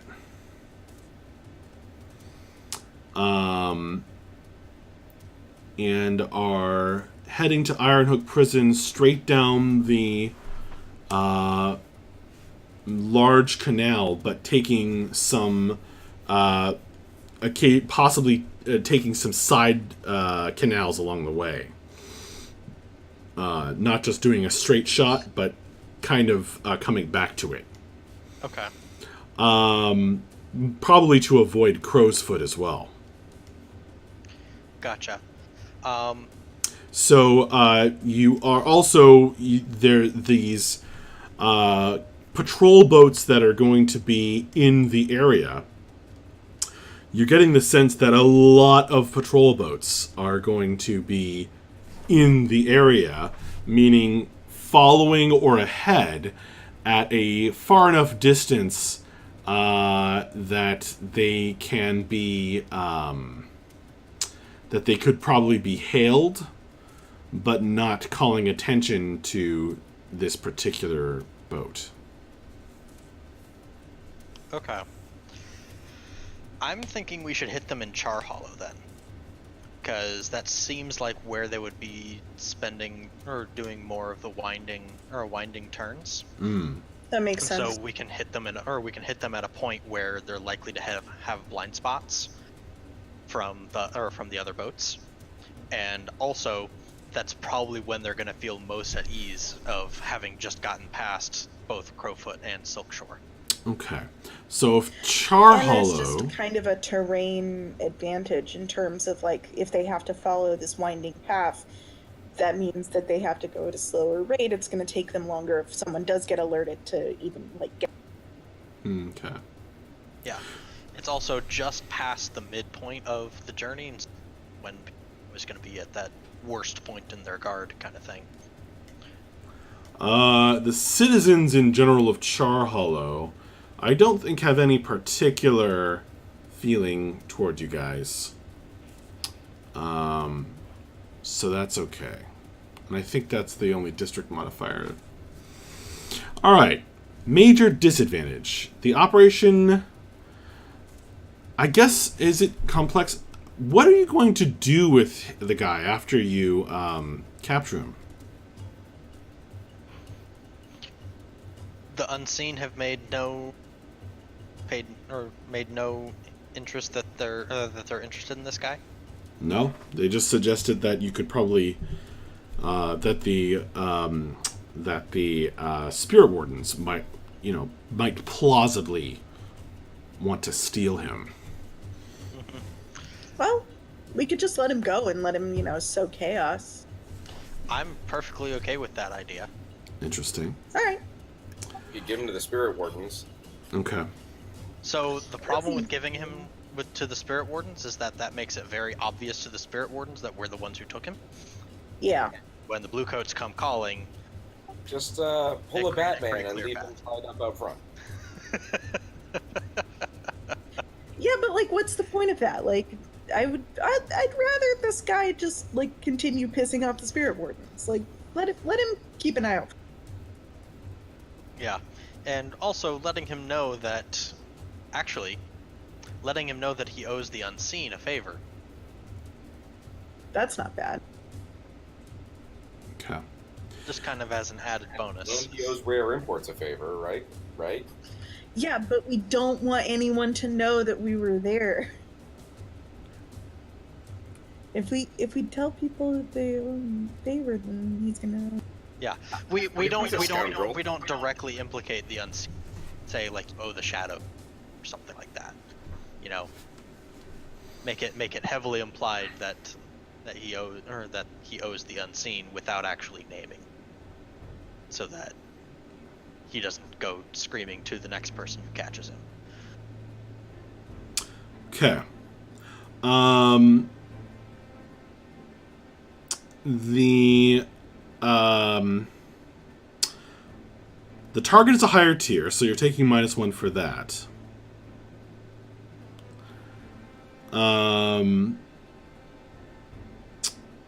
I think there's an argument that the target is strong against this approach. Or have particular defenses or preparations. Because, after all, the convoy getting it, or the convoy, the whatever you want to call it, the convoy getting attacked for this guy, it's kind of exactly what they're afraid of. Yes, but at the same time, their defense for that has not been that overwhelming force. Their defense has been stealth, and we bypassed that. True. their primary way True. of dealing with being attacked has been not They being noticed. they didn't seem to take into account that the unseen, which has easily infiltrated the Bluecoats, which are corrupt as heck anyway, might be involved. So yeah, okay, no minus for that. So you just have a minus for target as a higher tier. All right. How many dice does that leave you? 2 dice. Yeah, I think so. All right. Before we go on break, why don't you roll dem bones?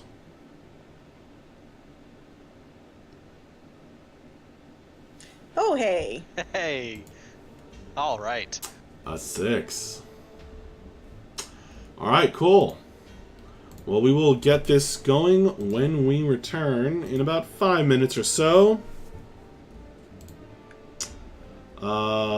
So I'll see you guys then. All right. Sounds good. I'll leave the stream going in the meantime.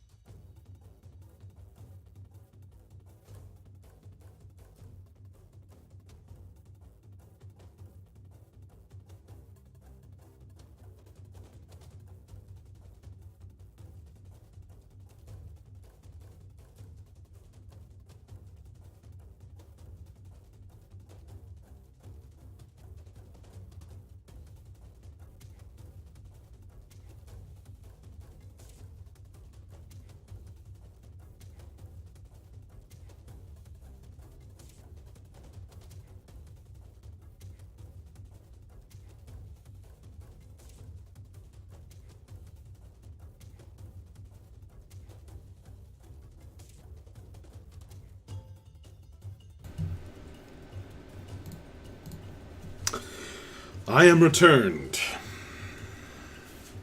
Welcome back. Thank you. Is that music still coming from Roll20? Yes. Why?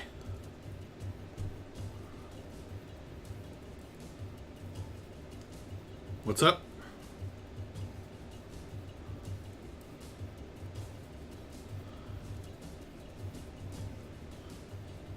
I mean, was there any particular reason you asked? Maybe he's coughing. No, it was louder when I came back than it was when I left. I don't know, maybe it just naturally got louder. Alright. My cat is being annoying, but... Right, you got a 6. Well done, sir. Okay.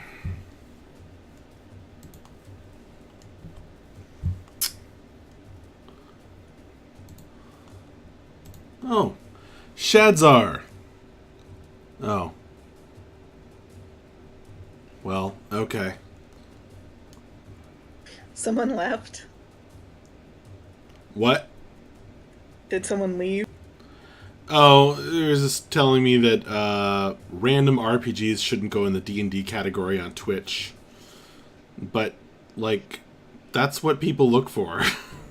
So, whatever. Doesn't seem like that big of a deal, but...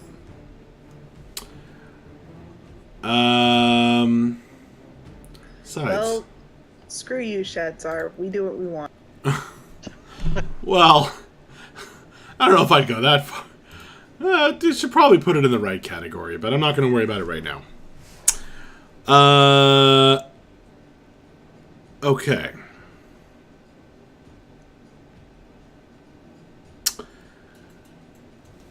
Where was I?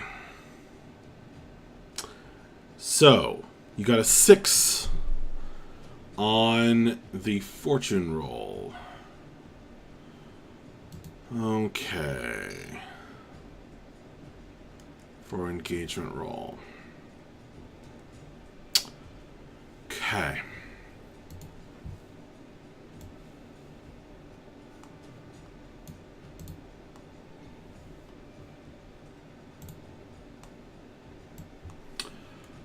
Our camera jumps to the start of the score.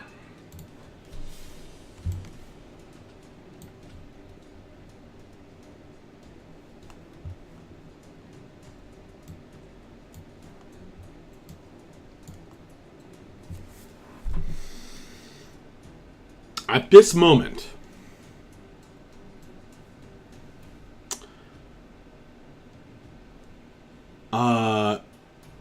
you guys have emerged from a canal that no longer exists.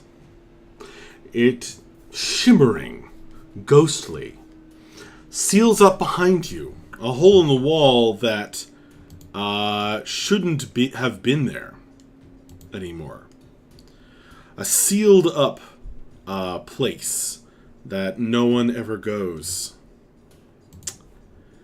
And the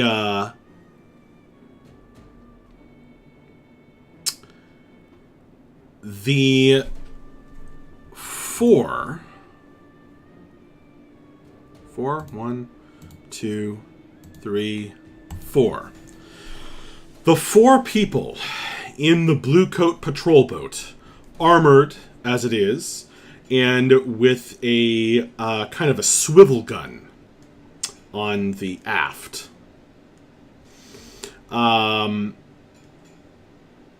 They are all looking in a different direction because they think where the spot where you've just emerged is a blank wall. A walled-off canal that probably hasn't been used in their lifetime.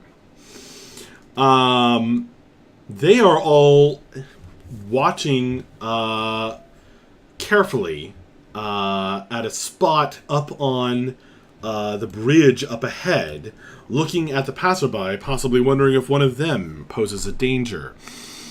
You are actually, no. With a 6, you are able to make out the blue coat up on the bridge, who is kind of flashing a flashlight in their direction as some kind of checkpoint or check-in is being relayed.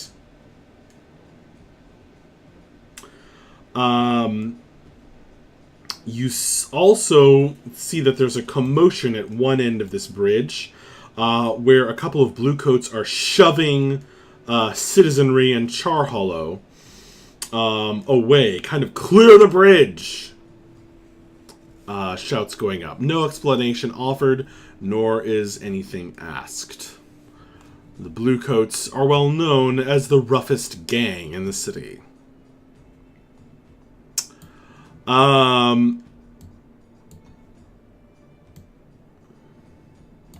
One of the 4 people is not armed and armored, but sits in the middle of the boat, kind of bent over, and shrouded in what looks like an oversized blue coat.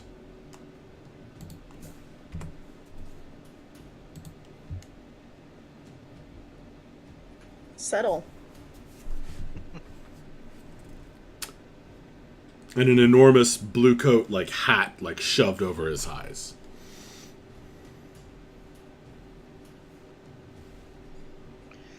There's our target. So you guys are essentially in a controlled position at the moment. They haven't seen you yet.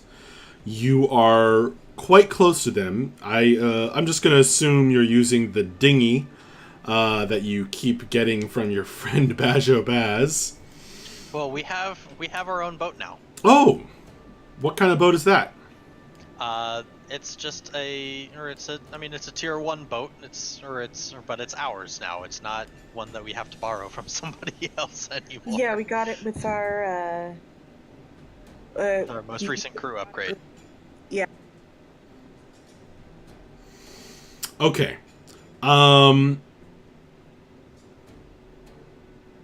So, what do you guys want to do?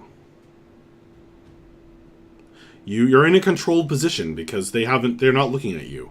They have no idea that you've just emerged from a blank wall. So Dredge has a special ability that hasn't come up yet, but he's able now, if he pushes himself, he can summon a storm. So he could just pull down fog on this whole scene if it's useful. That would definitely be useful. Okay, so it seems like, from a controlled standpoint to a even more controlled standpoint. So that feels like a good opening move here, is just obfuscate absolutely everything. Okay, is your goal to kind of block of the view of the patrol boat from the bridge and the check-in, the checkpoint officer? Yeah, exactly. To kind of isolate them without it being something suspicious. Interesting. I do not know this ability. Can you read it to me? It's part of Tempest, so it's the same thing that theoretically lets me shoot lightning. Yeah, if you click the little bell next to it, it'll put it in chat. Yep, just did. Hi there, the man with no screen name. Welcome. You can push yourself to do one of the following. Unleash a stroke of lightning, summon a storm, heavy fog, etc. So yeah, it's still an action roll, and you still get the dice from it. But it's you get this. It's like Ogre has a thing where he pushes himself to get some superhuman. It's a secondary effect. Right. Okay. So I don't know what actual action it would be to. Probably a tune. Well, so that's what they call out. Like, you can use a tune to do like the lightning bolt, for instance. But I was reading some Reddit threads and things, and people, you should still use the usual "what is your goal" rule. Yeah. Like if your goal is to hide then it should still be whatever the stealth roll is. Well, stealth can be finesse. It can be Sure, yeah. but you get what I'm saying, right? That it's not. You shouldn't just blanket assume it's attune for everything with this ability. Okay. Well, I guess that's the question then. Your goal is actually to isolate the patrol boat. Yeah, so honestly, I think attune still makes sense so because one of the things that does say is that it happens in your immediate vicinity. So the attune roll might be to expand it a little bit further so that it looks a little bit more natural from an outside point of view. That would probably be attune, yeah. But it could also be prowl. As you that was prowl, what I was trying to remember. as you if you're trying to hide your approach, give you. I mean, you guys, your approach was already hidden, but you could certainly get up real close with some fog to help you. That could be prowl. It might even be hunt, to kind of isolate your prey. It could even be using like survey to kind of get a sense of where to put the fog. So I would, Dredge is built for attune. So obviously, like, I'm okay with using attune for whatever you want. Beyond that, I think prowl would be the next one that would make sense, because it's a attempt to hide our movement. Generally speaking, you get to decide. It's just that the action you choose will affect the effect.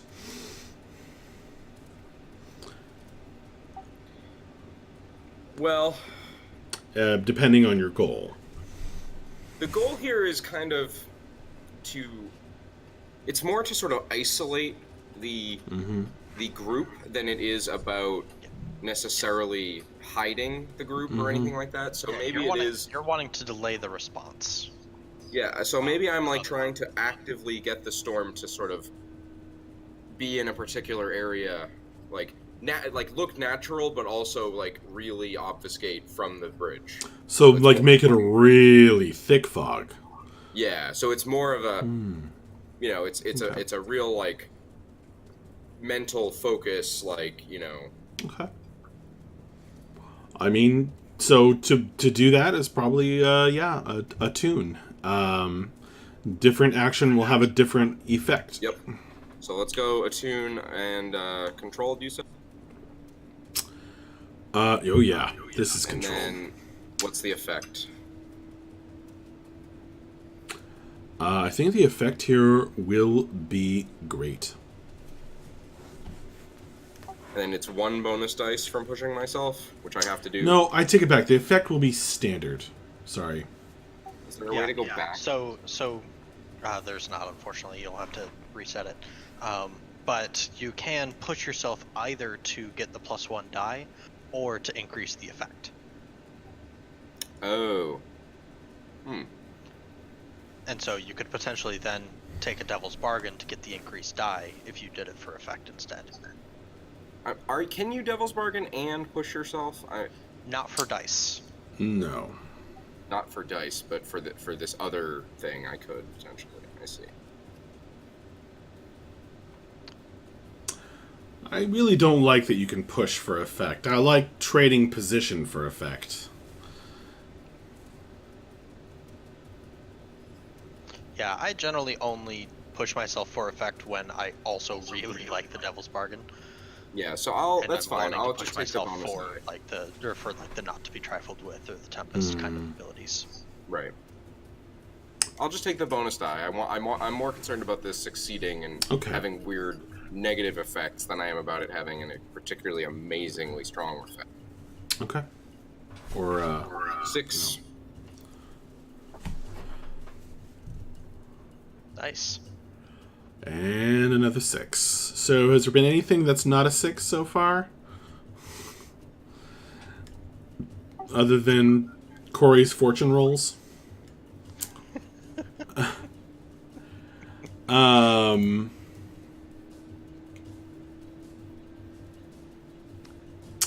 Vice rolls were less impressive. Whatever.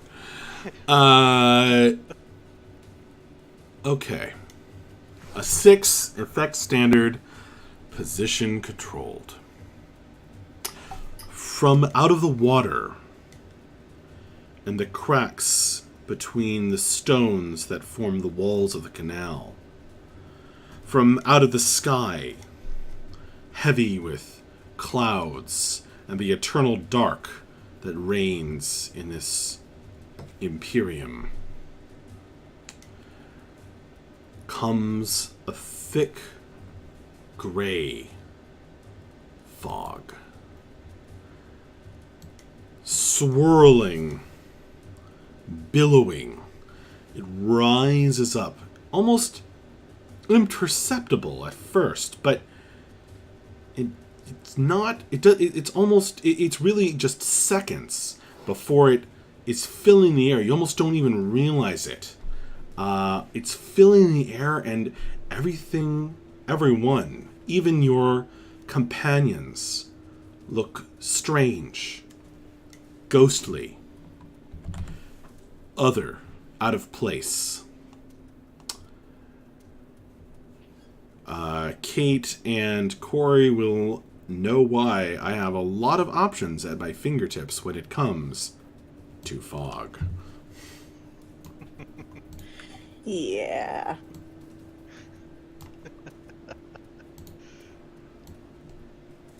I'm really sad I didn't save that stream. Yeah, that was an awesome one shot. Maybe someday we'll run it again. Yeah, I would.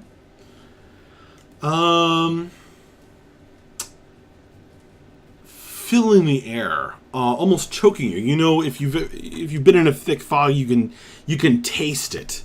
It's just water vapor on the air, but it's thick, and it's almost impedes your breathing. And the guys in the boat who are not bent over are looking at each other. You recognize the one in the front before the fog begins to obscure his weathered face. From the drawing you saw, that must be Port Dalmor.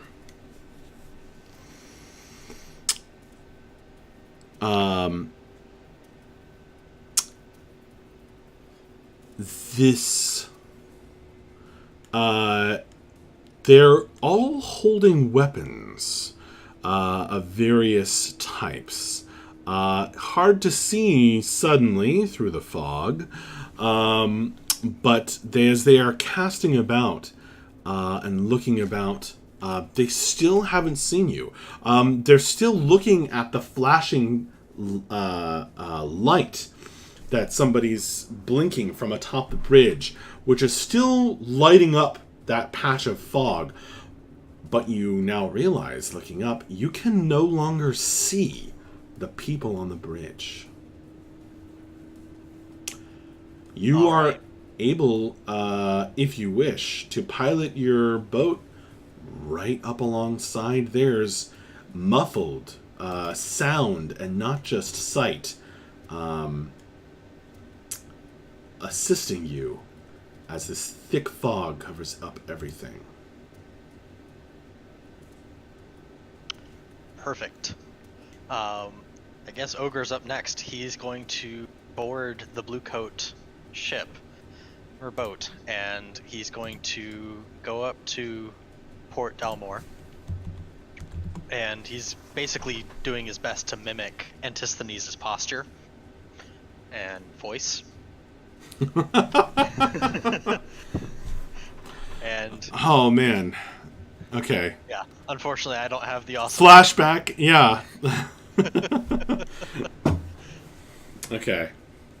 But yeah, and he's just going to say to Port Dalmor in he's not raising his voice or anything, but he's being very firm and just saying, You will release Ventress Keel into our custody. Oh man, I thought this was going to be assault. Okay. I'm playing it up as the Spirit Wardens first, but Gotcha. Okay, so they whirl around. Instantly, 2 pistols, one in each hand, appear in Officer Dalmore's hands. The other 2 that are spinning around, one wears a mask. And is holding an enormous greatsword. And the other has a pike.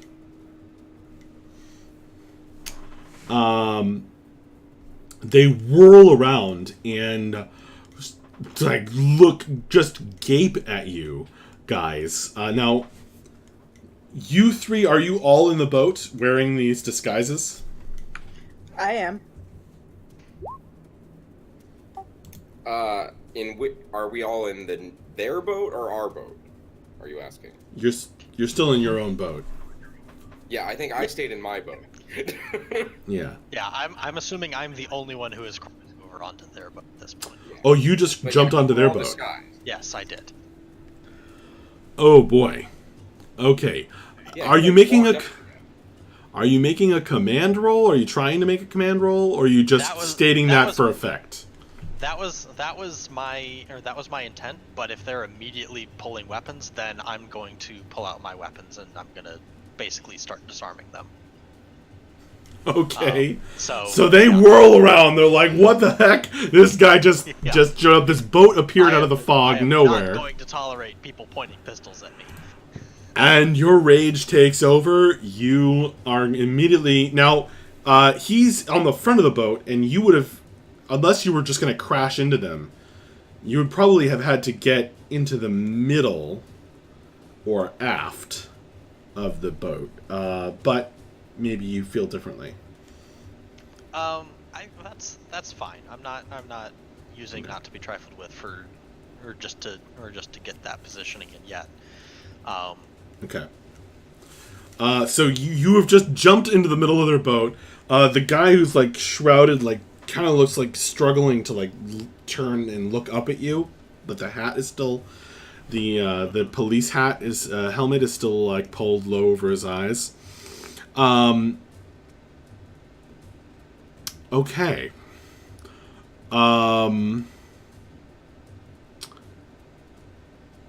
Okay. So they've just pulled weapons. Like, you just jumped on their boat, yelled this. I asked if you were trying for a command roll.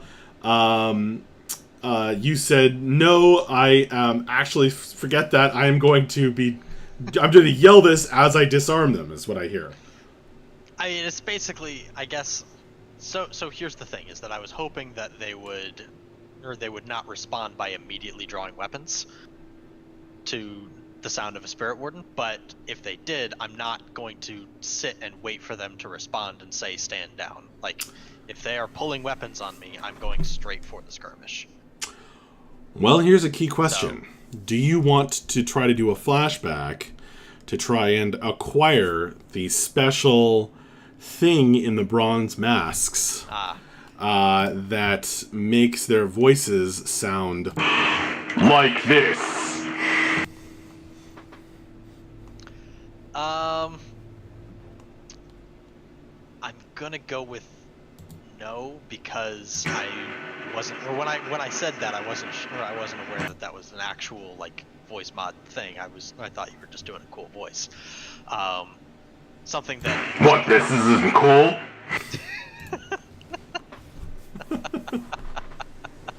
You get what I mean.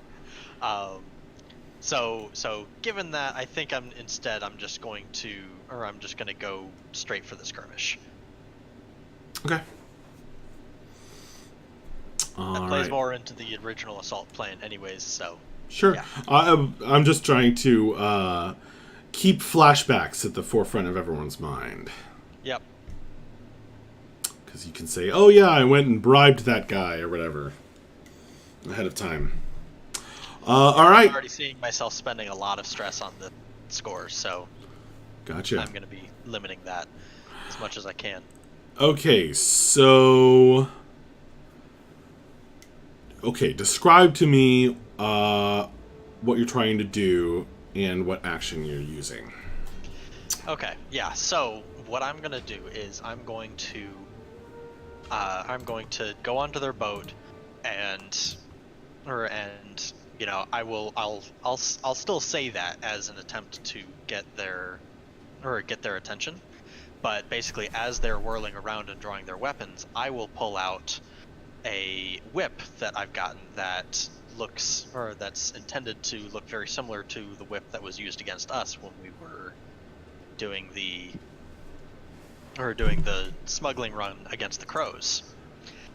And I'm going to start Okay. using that to disarm everybody near me as best as I can, Now, does... Using- Yeah, go ahead. using not to be trifled with. Okay. Do you have... does Ogre have some particular special ability as relates to getting a hold of items? Because you're not just now like, oh yes, I have a medium load, or whatever it is, and a medium load, and I just happen to have a whip. Because I don't... Yeah. Yeah, I'm not quite sure what you mean by that question. So you say you want a whip similar to the one that was used against you. Yes. Now, that is a very special Spirit Warden's weapon. Yeah. And so I'm operating under the assumption that as a cutter, I'm able to just have access to a fine hand weapon. I guess I'm not sure of whether that means like the one that I've initially described of like the bow staff. Yes. If that's the only fine hand weapon I've got access to, or if I can just pick one that's suitable to the mission. Now that it's been established in the fiction, Mhm. that's the one that you have access to automatically. Gotcha. That's your special bow staff Okay. that you can click and it shoots out. For other stuff, you can do a flashback to acquire an asset, all kinds of different things. Okay, I understand. All right, then it'll still probably just be the bow staff in that case, because Okay. I'm assuming that we've seen more than just the one whip, as you said, Yeah. they have several kinds of hidden weapon stuff, and so They do. pulling a staff out of nowhere seems kind of appropriate to what a spirit warden could do. Okay. So I'll just stick to using that weapon. Okay.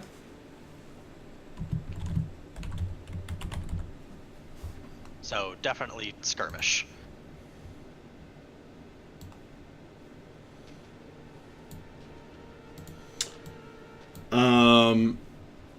Yeah. So, whew, you really jumped feet first into this.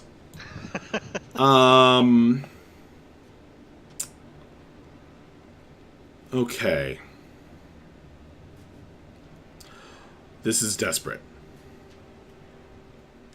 I don't really... Well... Is that true even with me using not to be trifled with, so that I can engage a small gang on equal footing in close combat? That's gonna raise your effect. Okay. It's not gonna make it less dangerous. You just jumped onto unknown territory.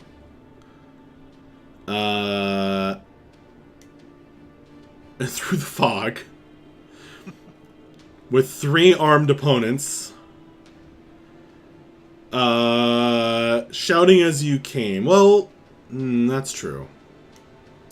Alright, we'll say this is not quite desperate yet. but it's definitely risky. Okay. So this is risky. And you're trying to disarm 3 people. Which normally I would say no, impossible. So basically the way this would... You guys love throwing these abilities out there, which is fine. It's awesome. But like the technical series of steps would be, I would say this is risky, no effect. You would say, aha, not to be trifled with. I'm not saying you have to do this differently next time, by the way. I'm just saying, I'm just working this out mechanically. Okay. And then I would say, aha, okay, that means that you have some ability to actually do this, so then your effect goes up to limited. Okay. Then I will actually, I'll go ahead and trade position for effect. Of course. So I'm going to bring it up to standard. All right.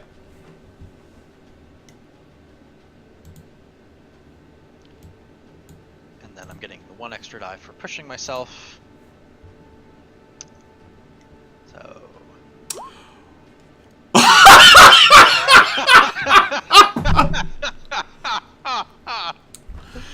So I kid you not, I was just gearing up the sad music because I was like, Ogre's gonna die.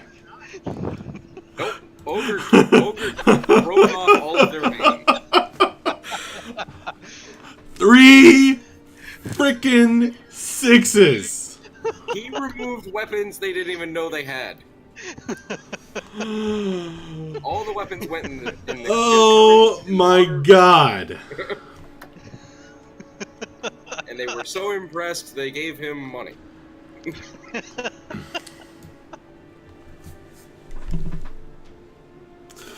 I just need to take a second to process this.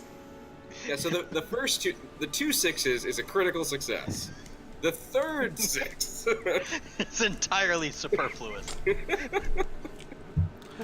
So you jump on there, they spin around, and the guy you know is Officer Dalmor. The holsters.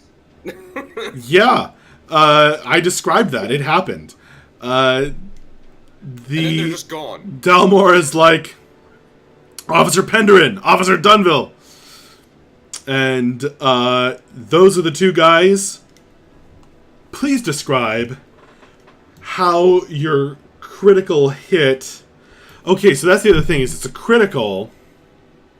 Now the effect was going to be limited.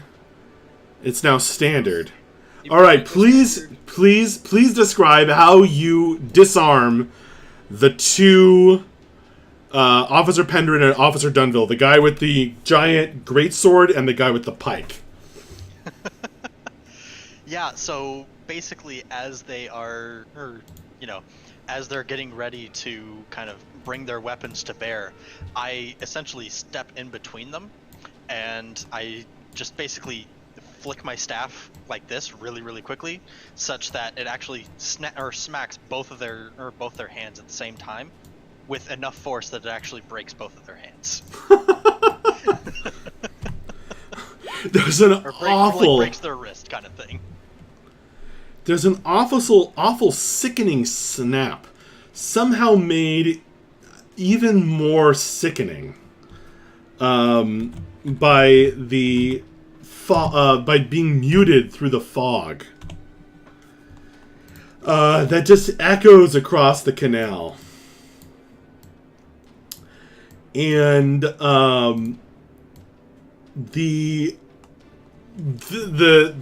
their hands being now twisted and crumpled in awful ways by the bow staff. The greatsword goes flying in one direction, ploosh, into the drink. The pike goes flying in the other direction, clatters, bounces off of your guy's boat, right near Suri. Um, Yeah. Oh, one other thing, just purely for flavor, I do have Ghost Fighter active, so my staff is glowing with red energy, just to make it a little bit more Spirit Warden-y. It doesn't actually have any special effect or anything. It's just to try and sell it a little harder. yeah. Okay. As part of that, in the insanity, the spinning greatsword that just went flying wildly out of his hand clips one of the pistols that Officer Dalmore is pointing at you. And knocks it to the side right when he was going to pull the trigger. So instead of there being a bang, there's just a clack sound as it's turned to the side, and he's just wildly trying to come to grips with what just happened. That was freaking amazing.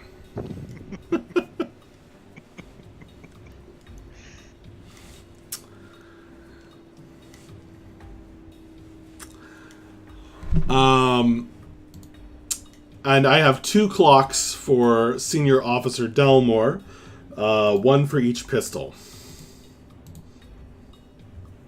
Okay.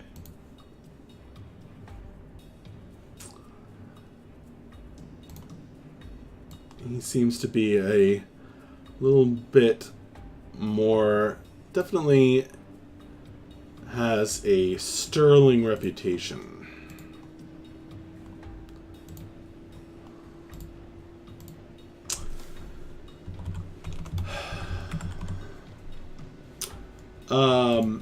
Wow, that was so many 6s.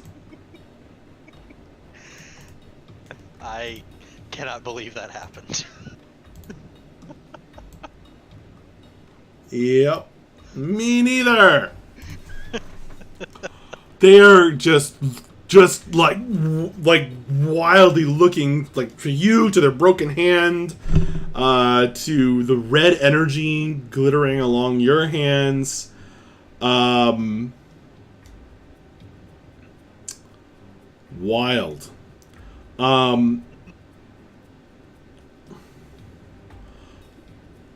The guy at the front is just like, what the fuck? And he's raising the other pistol in your direction.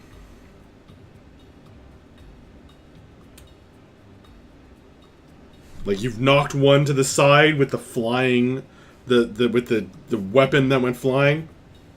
The other pistol's pointing at you. He's raising it. Okay. I'm going to. Oh, jeez. Yeah. How far away from me is he at this point? 2 paces.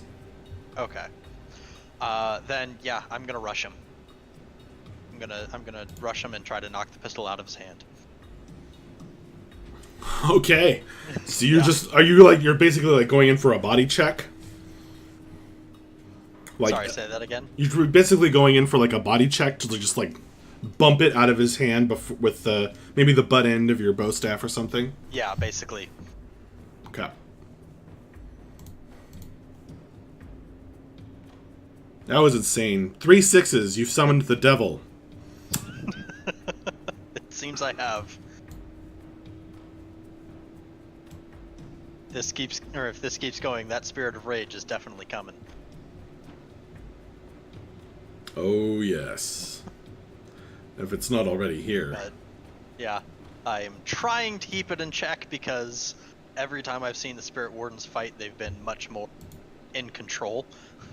That's for sure. Than Ogre definitely is. So he's, trying to maintain the fiction. So he's trying to keep that rage in check. Okay, so is this another skirmish? Yeah, it is. Alright. This... Okay.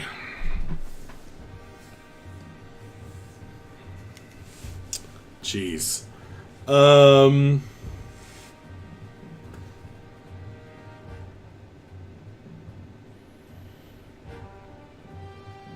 Yeah, this is going to be risky. Okay. The effect will be standard. All right. Yeah, I'm gonna use not to be trifled with again to basically just say that I am quick stepping over to him far faster than he could have expected. Oh, wow. Are you trying to, do you want a devil's bargain? Or no, I guess you're just pushing yourself. Yeah, I'm just pushing myself. Okay. So would that bump the effect up to great? With the not to be trifled with? Yes. Okay. That's a 6. Good lord.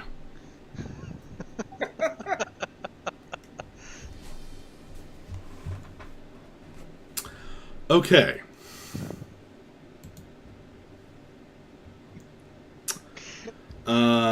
Ogre is really bad at a lot of things, but there is one thing he knows how to do.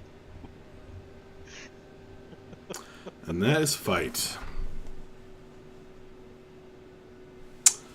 Okay.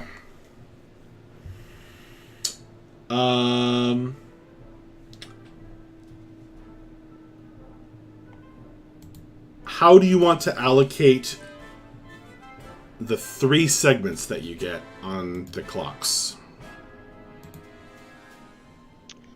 I'm definitely going to fill in the 1 pistol so that he's only got the 1 remaining, and then I'll use the other 2 on the pistol that I haven't touched yet.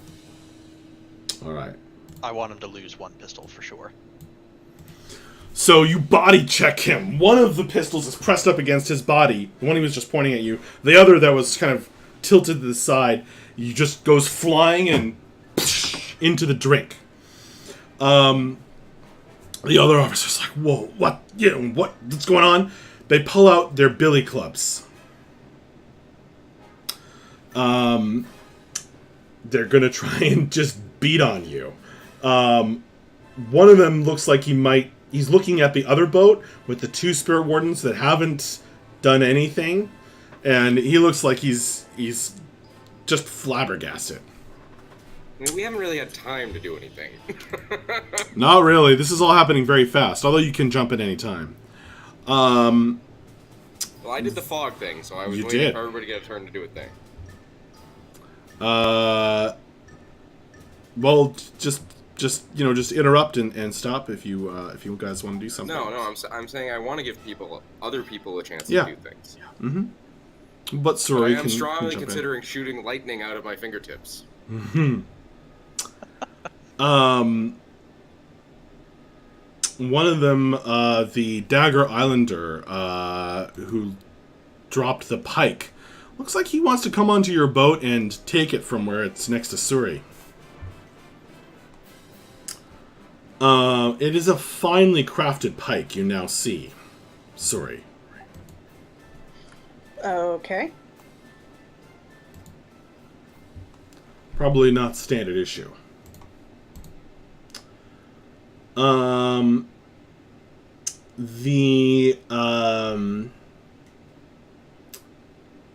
Ogre, you're like wrestling with this guy, and he's like trying to free the pistol, and he's like, help, help! He is yelling out, but the sound is, always curiously muffled in fog. There's definitely some response from the banks, but you guys can't really see it. The light is still shining from the bridge. You've drifted a little closer towards it. The steam powered, the steam engine of the patrol boat is still running. But I was going with to ask what kind of boat it was. nobody, it's kind of like a steam powered speedboat. Yeah. Armored.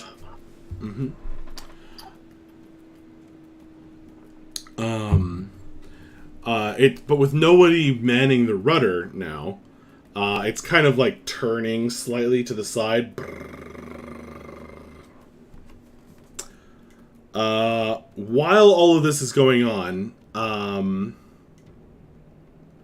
so one of them is looks like he's going to come beat on Ogre with a billy club. The guy in the mask who looks Akarosi.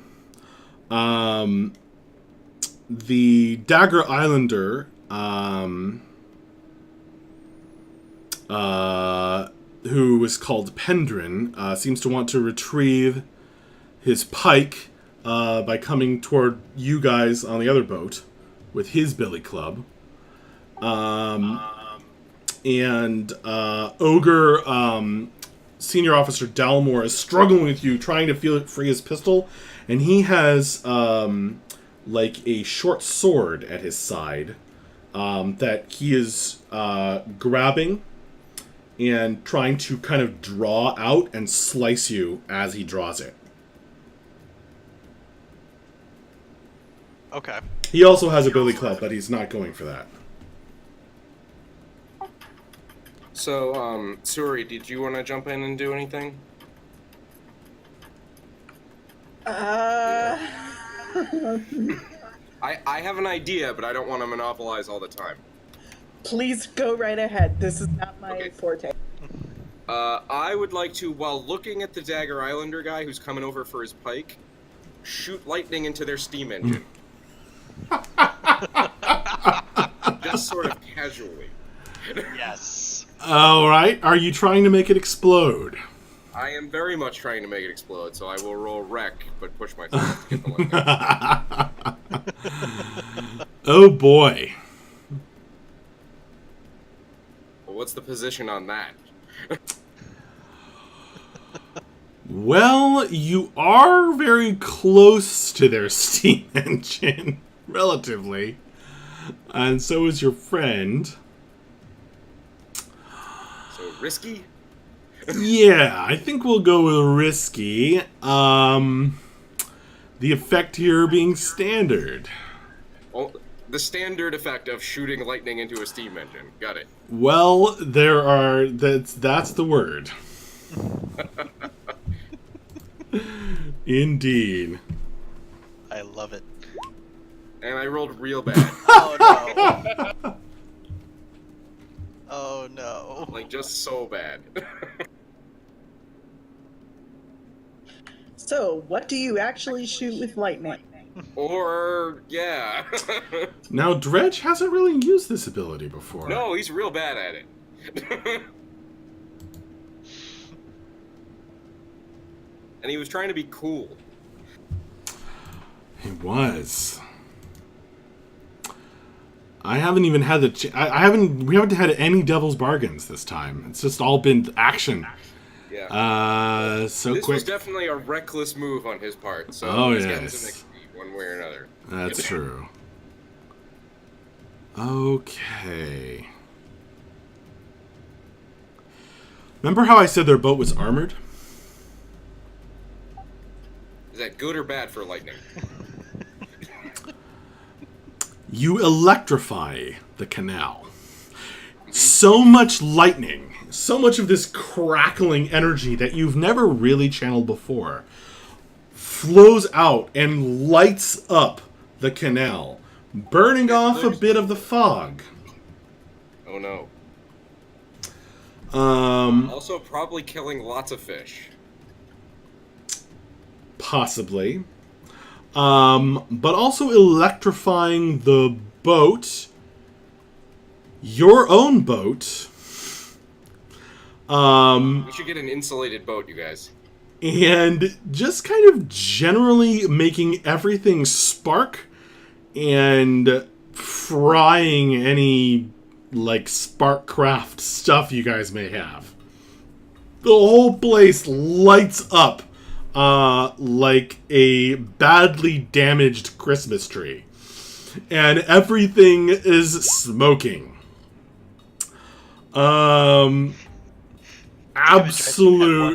Absolute, just crashing lightning insanity. But I bet you Arcing freaked them out. all over the place.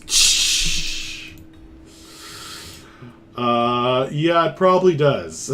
I mean, part of the goal was destroy their boat, but also freak them the hell out.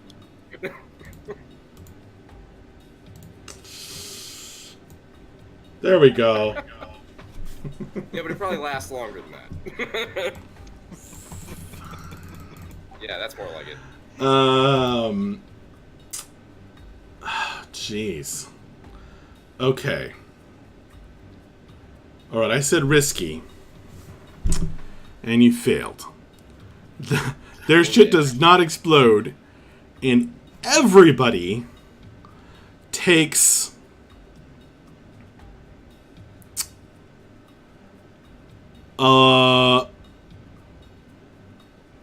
level 1 harm electrocuted.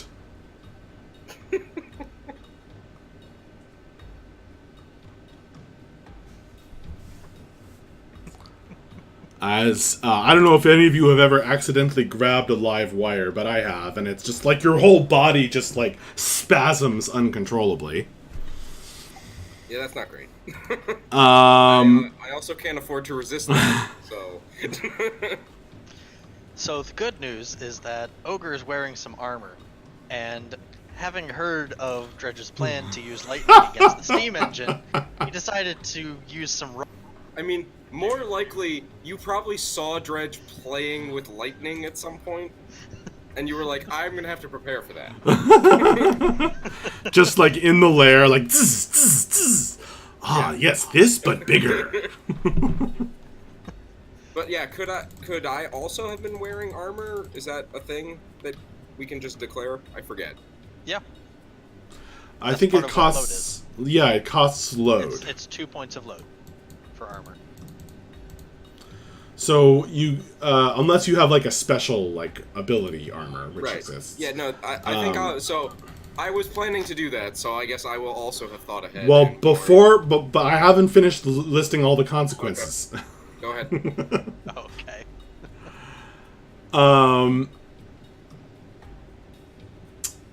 For Dredge, burned fingers, level 2 harm. Because you have toasted yourself. So that's... If I resisted that, that goes down to level 1. If I resist the other one, I don't get it at all. Correct. Yeah. And armor is like 1 free resist? Is that how it works? Yeah. Okay. I think I will... I think I will say I was also wearing some kind of shock-ablative armor. And I'll resist the electrocuted one, but I'll take the burned fingers, because in my testing, it didn't seem to hurt my fingers, so I wasn't prepared for that. Gotcha. And yeah, armor is just like a thing you check off, and it's just like 1 use. How about you, Suri? Are you doing anything? Oh, that's loud.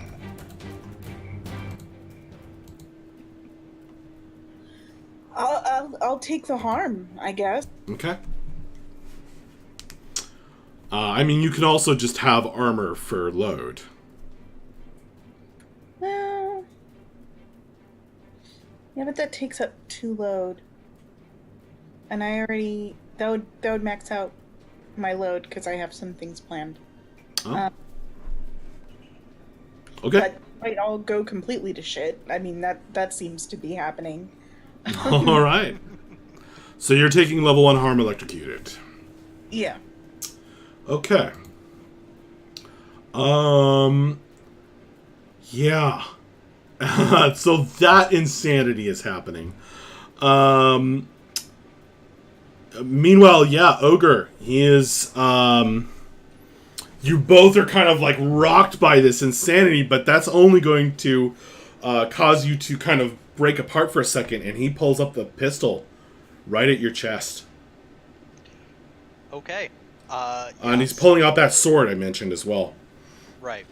Yeah. Trying to slice you. I'm done trying to disarm these guys. I'm gonna lay him out. All right. So yeah, just skirmishing with them again. This time I'm not just trying to disarm them. I am going for body blows. I'm going for for the head. Okay. I'm ending this fight as best as I can. So, are you trying to? You're not trying to kill him? I'm not trying to kill him, but Okay. I will try to at least knock him out. You're trying to give him the classic action movie hook to the Yes. jaw. But with a bow staff, like All right. it'll be a bit easier. This is desperate. This is going to be desperate. There's no way out of it. Yeah. Remember to mark the XP for desperate and the effect. Now you're going for Senior Officer Dalmor, is that correct? Yes. I am focusing my Okay. efforts on him for sure. Do you have any harms? I still have the nightmare hole from when we went through the nightmare path at the Interesting. Okay. Yeah. I've not really been sure how that would apply to much of what well, he's been doing. Sure, but just remember, everybody, that well, I don't know. It might, because you might freak out when magic lightning starts flying everywhere. That's true. Yeah, remind us, what was your new rule about? Or going through the secret passage, the magic secret passage. The new rule about healing is that every time you remember your harm and apply it, you get 1 tick on the heal clock applied after the roll. Okay, cool. So you could just get free ticks on the heal clock every single time you remember to apply your harm.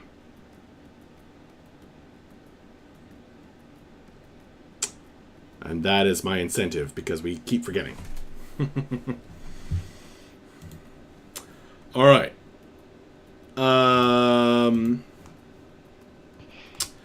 So yeah, this is gonna be desperate, and the effect. Man, you're just trying to haymaker him in 1 punch, huh? Yeah, I mean, again, with a staff, I'm Or not punching. sure. I'm not punching him. I'm trying to hit him across yeah. the head with a metal staff. But the staff comes with its mechanical benefits. Yeah. The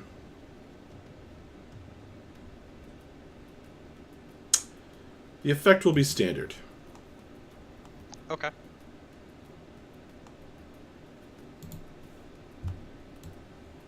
I'm not so sure about pushing myself on this one. So, what's the devil's bargain? Ooh, a devil's bargain, you say?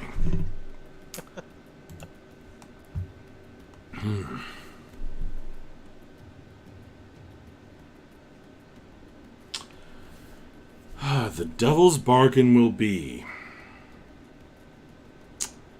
that the unnameable thing that haunts this stretch of canal with all of the ruckus comes out to play. Oh, jeez.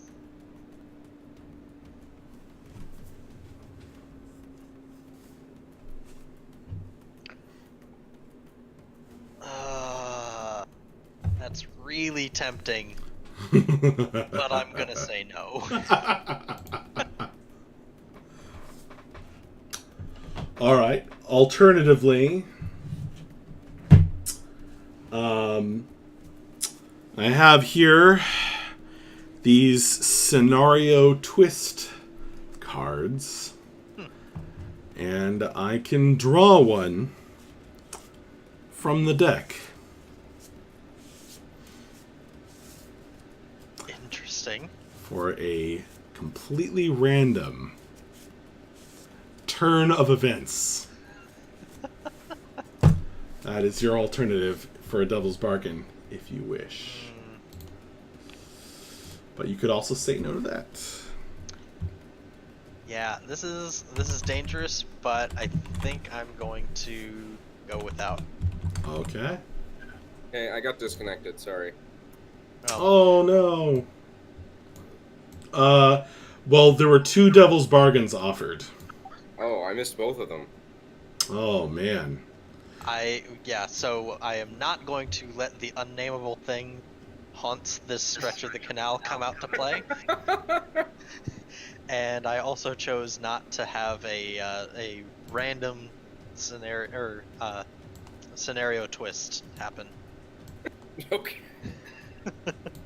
I have a deck of index cards with Right. scenario twists on them. The one I was gonna throw out before I got disconnected was maybe one of these guys falls in the canal, and we have to decide whether to fish him back out. Like, if you knock a dude out and he falls in the canal, now we have a dilemma. I don't think that would be of much concern to Ogre. No, but Probably it not. might be to the rest of us. Oh, I see what you're saying. Who don't necessarily want to be killing people. Yeah.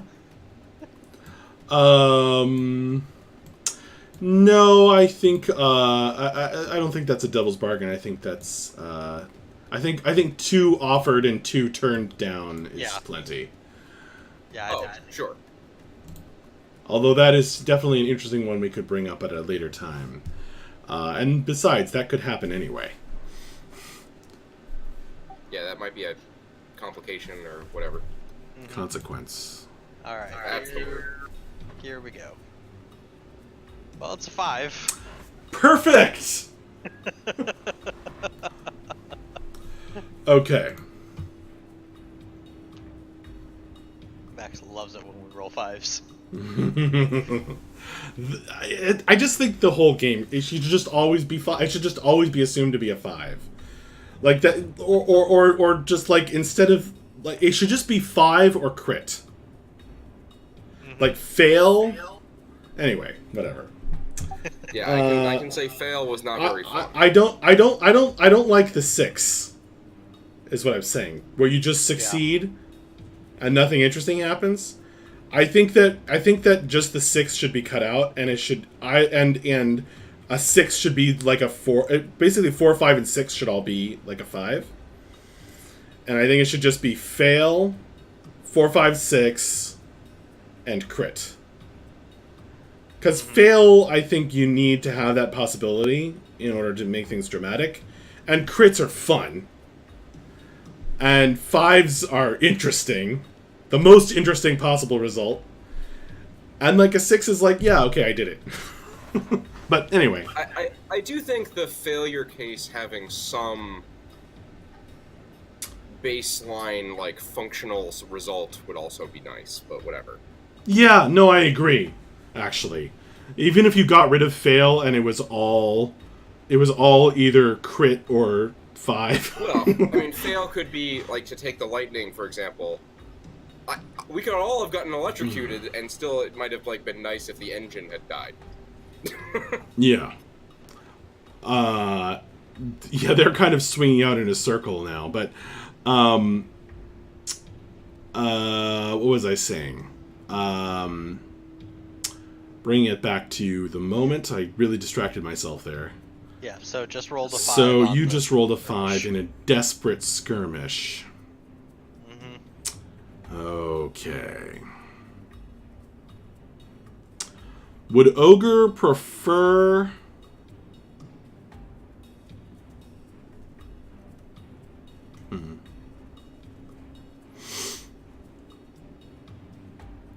Okay.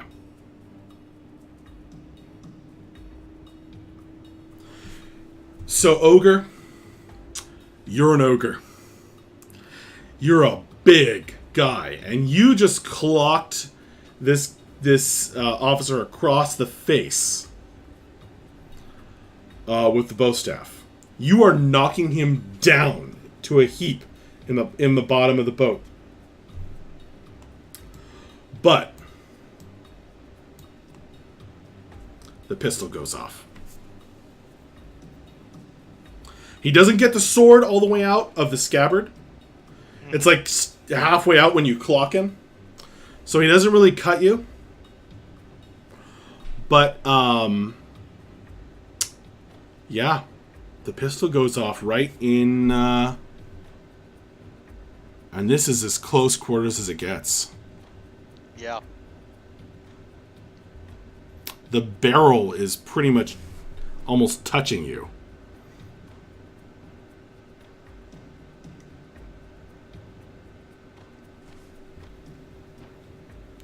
I need to double check that I'm correct about this. Oh, and I should go say something else, Matt, about rolling sixes. Remind me later. Because we had fun last time rolling all sixes. Yes, that's what I thought. The pistol goes off right in front of you. The barrel almost touching your chest. Ogre, your blood is up. Your heart is pounding.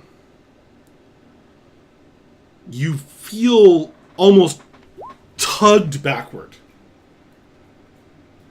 You look down. There's a hole. You are going to take severe harm. Shot in the chest. Blood spurts from Ogre as he too, after a second, falls to his knees after he knocked down the other guy.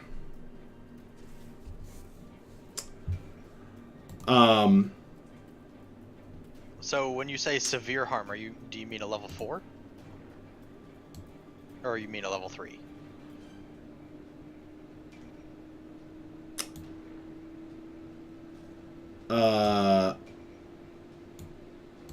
No. Severe is level 3. Okay. Let me double check that. Because level 4 is like your character fatal. retires. Yeah. Yeah.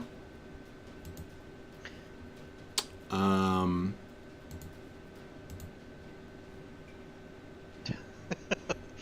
man with no screen name. Apparently, I'm giving love a bad name. I believe... I'm trying to find it. Position. Yes. Yes. Sirius is level 3, I think. It doesn't say that on the character sheet? On the character sheet, all it says is level 2, 3, and 1. Oh, that's annoying. Okay. Yeah. So, alright. So it's a level 3 harm. I'm going to... And a level 2 harm, beaten with a billy club. Because the guy behind you is also going... As you fall to your knees, he takes the advantage and whacks you in the back of the head. Jeez. Making you see stars. Okay, well, I am definitely going to be resisting the gunshot with prowess. I Okay. assume prowess. Sure.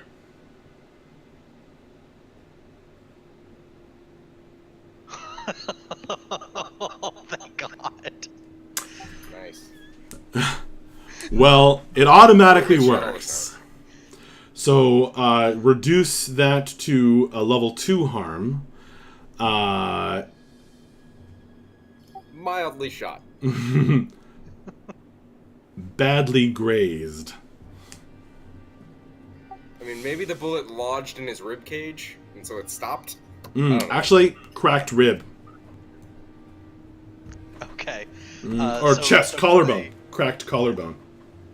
Yeah. So that's fine, but I do want to ask just for clarification: does me resisting that resist both of those effects, or does it only resist the one? Oh. That was. It'll just for the resist guy- both of them. Oh, nice. Okay, great. Oh, wait. Do you have to resist them separately or together? That's a good question, actually. My initial understanding was that you just like it's a consequence and or that. Well, or no, because doesn't I come can from a roll. inflict multiple consequences. Okay. Like, there's Um, two different attackers, right? it was. Just to confirm my own hearing. Yeah. But I it was don't. it was a single roll. Okay. Yeah. It's a good question. Do you resist them separately or together? That's true. It was a single action, so.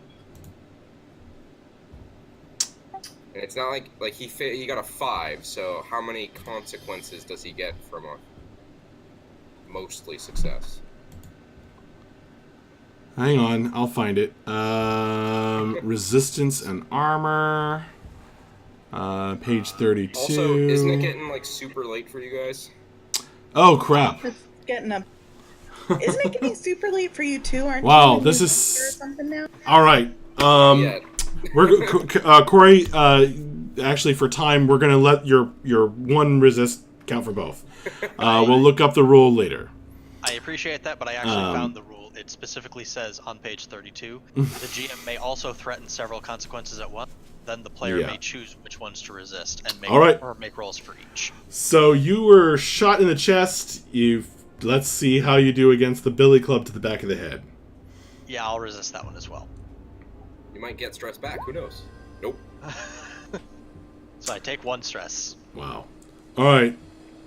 So you Remember now that time have. that Dredge regained stress from being shot with nails in the face. That was great. You now have a cracked collarbone from a pistol bullet, and seeing stars because of a billy club to the head. Yeah, so I'm going to resist the billy club with. Right. Turns out my armor was actually heavy armor. So that Oh, is using turns out. 5 Nice. points of load now. Very. No. Wow. So all your load was armor. You Nice. just covered. You were just like I have. I've still got 1 load left. You're just like, I have real, actual Spirit Warden armor. It's just an older model. Awesome. Yeah. Okay, well, that is a dramatic point to put pause on this. And everyone take note of, where you're at with your load, with any notes you may have, any consequences. We gotta cut this, end this session because I lost track of time in the excitement of all that. So, thank you everyone who joined us on Twitch. We are going to say good night to you all, and yeah, pick this up next week, hopefully, at a very dramatic point indeed. Absolutely.